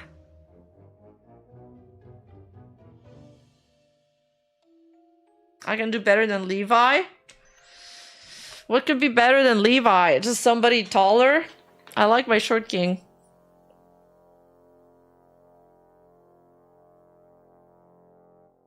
Oh, hi! Main Sheep Media. Oh, it's Bo! Sorry. Sorry one more time. This is Bo Sheep. The mother just dropped Doom off at the station. She did not hand her off in trust. Oh, sorry. Did you write something earlier? I missed it. My bad, my bad. Okay, okay, okay. Well, we got a clarification for that. She just dropped her off at the station. And then I think he met her at another station.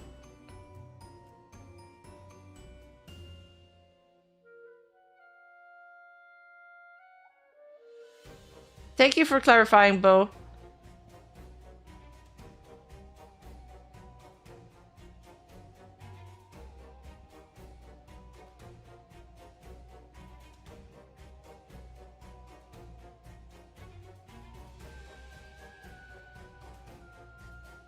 Yeah, this entire thing is a complete mess.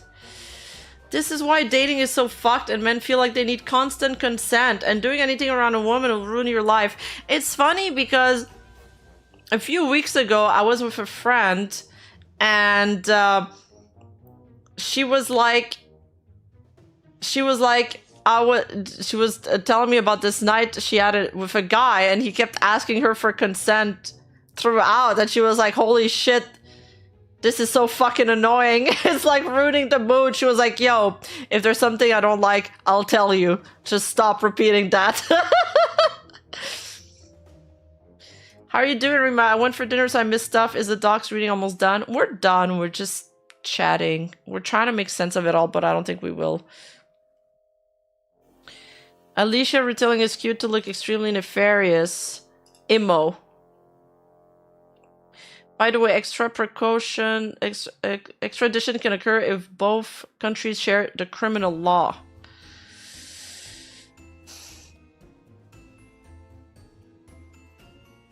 Lesson learned from this: stay celibate, guys.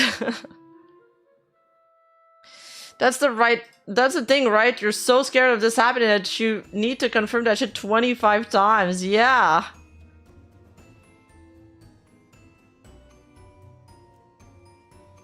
Don't date women, just date your homies. True. Drizzle, drizzle.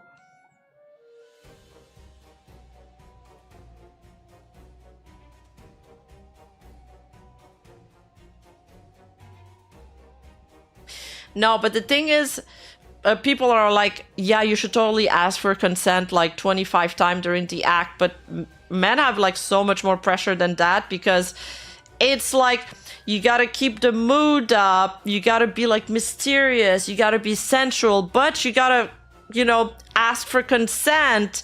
But it's not that you gotta ask, it's like you gotta feel the consent. But what if you read it wrong? What if you're like socially inept? What if you completely misunderstood the situation? Oh, okay, then you gotta actually say the words, the magic words. And they're so lame. Like, that's just a mood killer. That's like, you know, you're talking about getting married. You're like, oh my god, it's going to be this amazing fantasy. And then you're like, but can you please sign the prenup? That's what it feels like.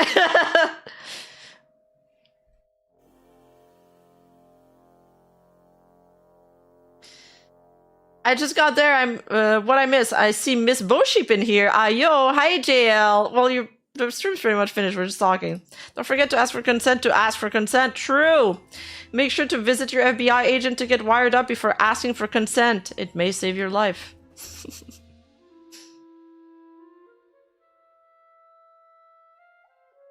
We all need to stick with dating visual novel characters. Our civilizations will die if we do this, though. We need people to breed. We need some breedable people.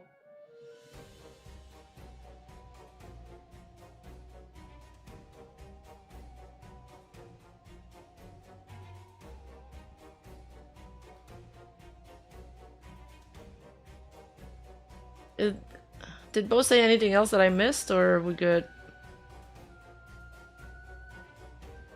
Mental health is a whole other can of worms too. Absolutely. Absolutely. That's okay, humanity's already had a good run. True, time to bring the dinosaurs back. Why not?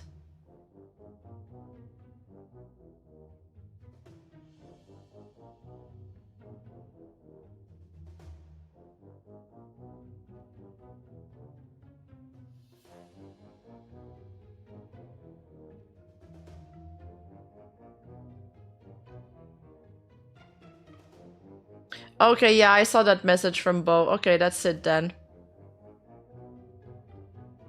Maybe the accuser has more proof, like hotel footage or some nonsense, who knows, but which probably doesn't help her right now. Well, maybe there's just more screenshots. I think more screenshots proof could be enough. I doubt they'll have hotel footage. This isn't like the P. Diddy case.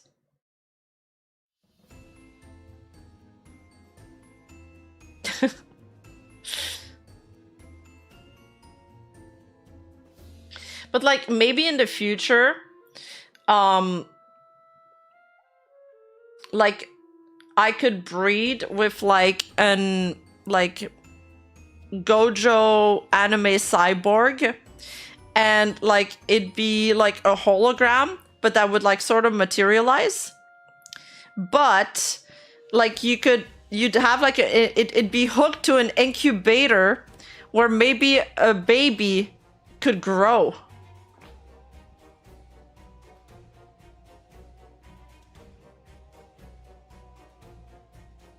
Is this the future? Yo, let me cook right now. Let me cook right now, chat.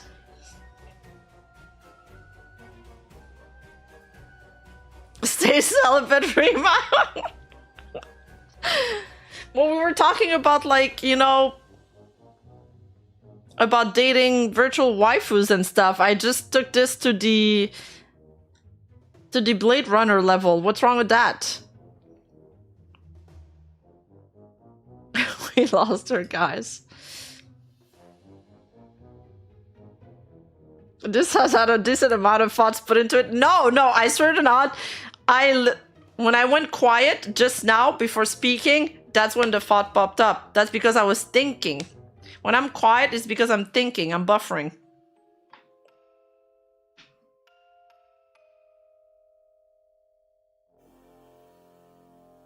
You need more meds, Rima? Yeah, I need a handful of pills. She's gone.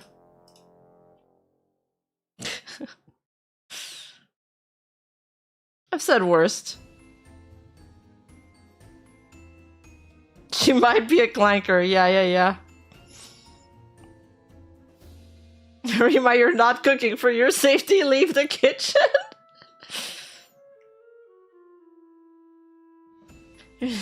I know I'm becoming less cornered each minute. I'm tired.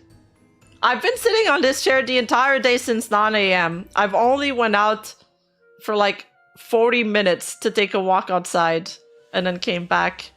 If I look at my steps taken today, it's going to be really, really bad. Like, remember that one time I posted that I had taken 37 steps the entire day and Bao saw it?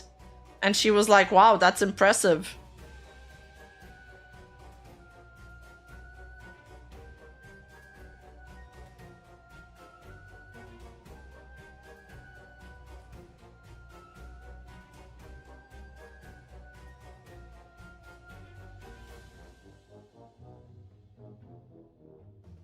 Oh, I've taken 2,000 steps. That's not so bad. No chat, let her cook. Yeah, Jail's right.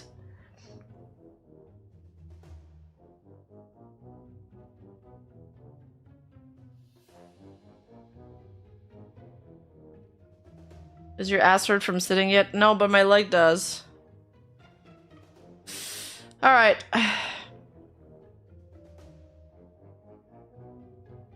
Well, this is it. Still, for some reason, even though I'm still as confused as when I started. I think we'll just have to wait till more info comes out.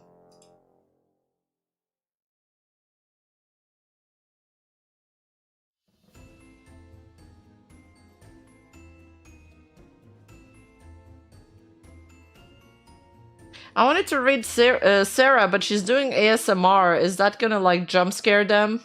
Or, like, ruin the mood?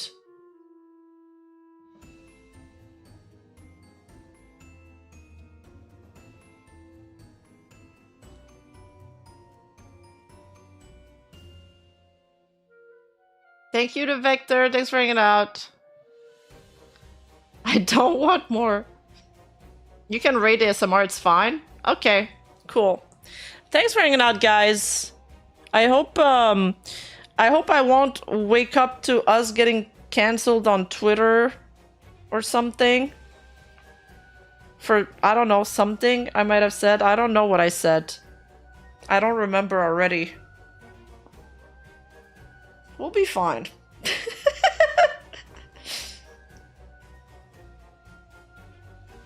There's already memes? No way! There's no way there's already memes. Alright, tomorrow 4 PM, Uma Muzume. Also, rest in peace. What's her name? Haruhana? Sad. No, I didn't see them.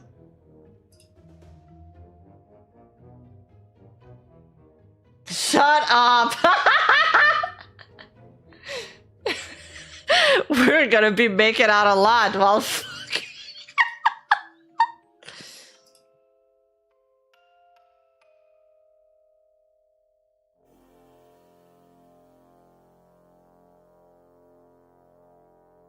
Wait, there was a lot of messages from Bo Sheep that we missed.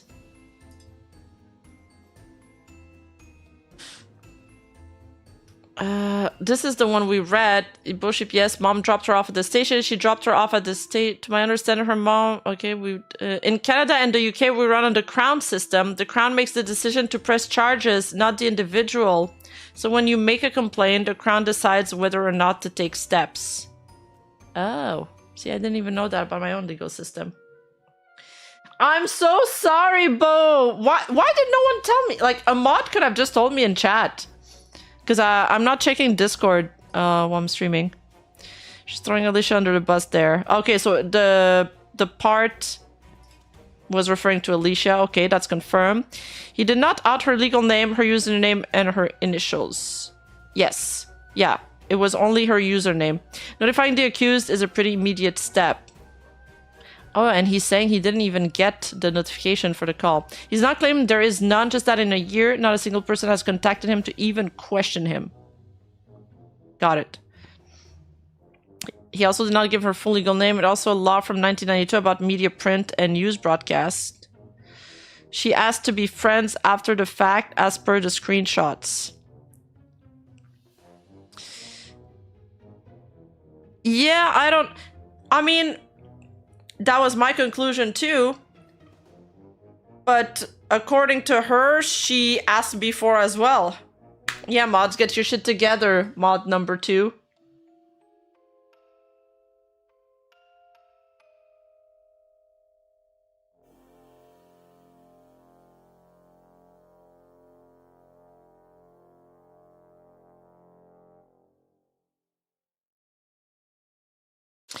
Oh, this is from more recent to old. You're replying to somebody. Say you're creepy. That's funny.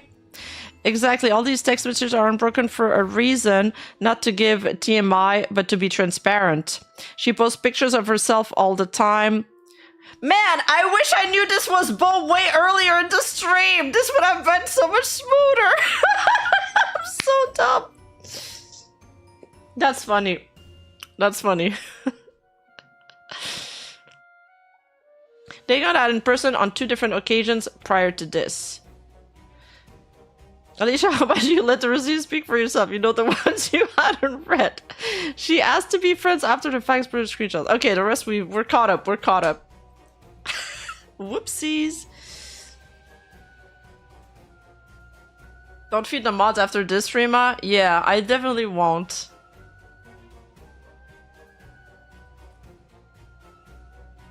Yeah, like a parent with more than one kid. You, whatever your name was, get your shit together. True.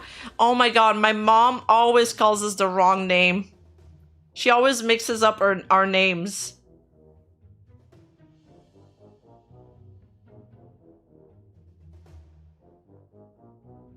I hate that you guys turned this content into a meme. You guys are so dumb.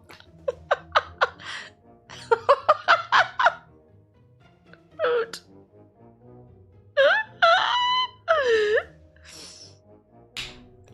Reiko needs to be demoted to something. I don't know what, but he needs to be demoted. I'm gonna promote Reiko to mod just to demote him back to pleb. To plebeian.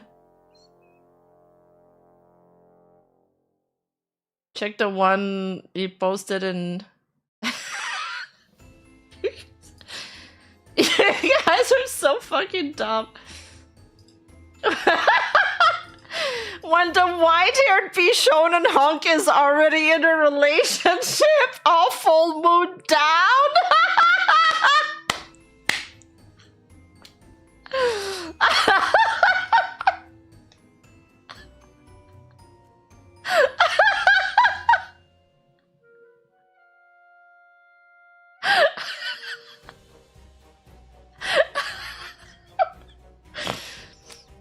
No, what is this?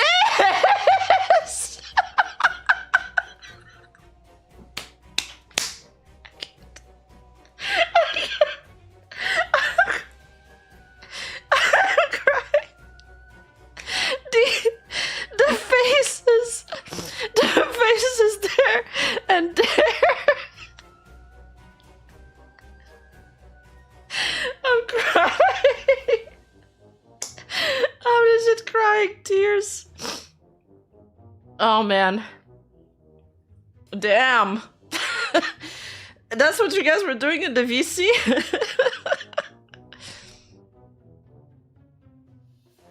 Yeah, I knew the stream would be fucked up once I did the celebrate to fumble.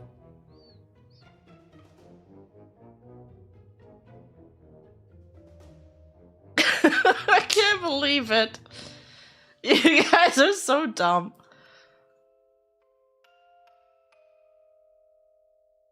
Reading a Google Doc, 5 hours. Making a Rima memes, 23 seconds. Actually, timeless. I can't. Dude, Dude, the faces that you guys picked are so perfect for this meme too. That's the funniest part is this. This. Oh my god, I'm losing my mind. I can't. I'm crying so much because I'm laughing too hard. We got Rima's celibacy ending before GTA 6. That's wild. Honestly, my entire family would cheer.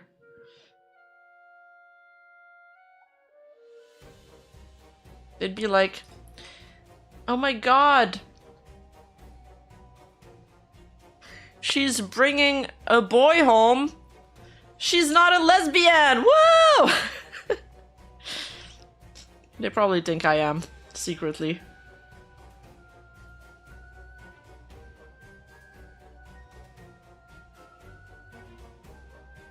Go get him, honey.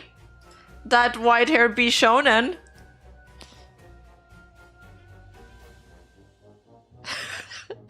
Making Rima read cringe Pokemon Unite. Cringe? Priceless. Some things money can't buy. For everything else, there's MasterCard. I can't. Stop. I can't breathe. I'll see you guys tomorrow. Bye, you gremlins. I enjoyed this ending. That was funny. Don't worry, we're putting some sound clips from today in the VC soundboard. No! No! Stop! Stop! If I end stream, then this won't happen. Bye-bye, everybody. Love y'all. See you tomorrow at 4 p.m.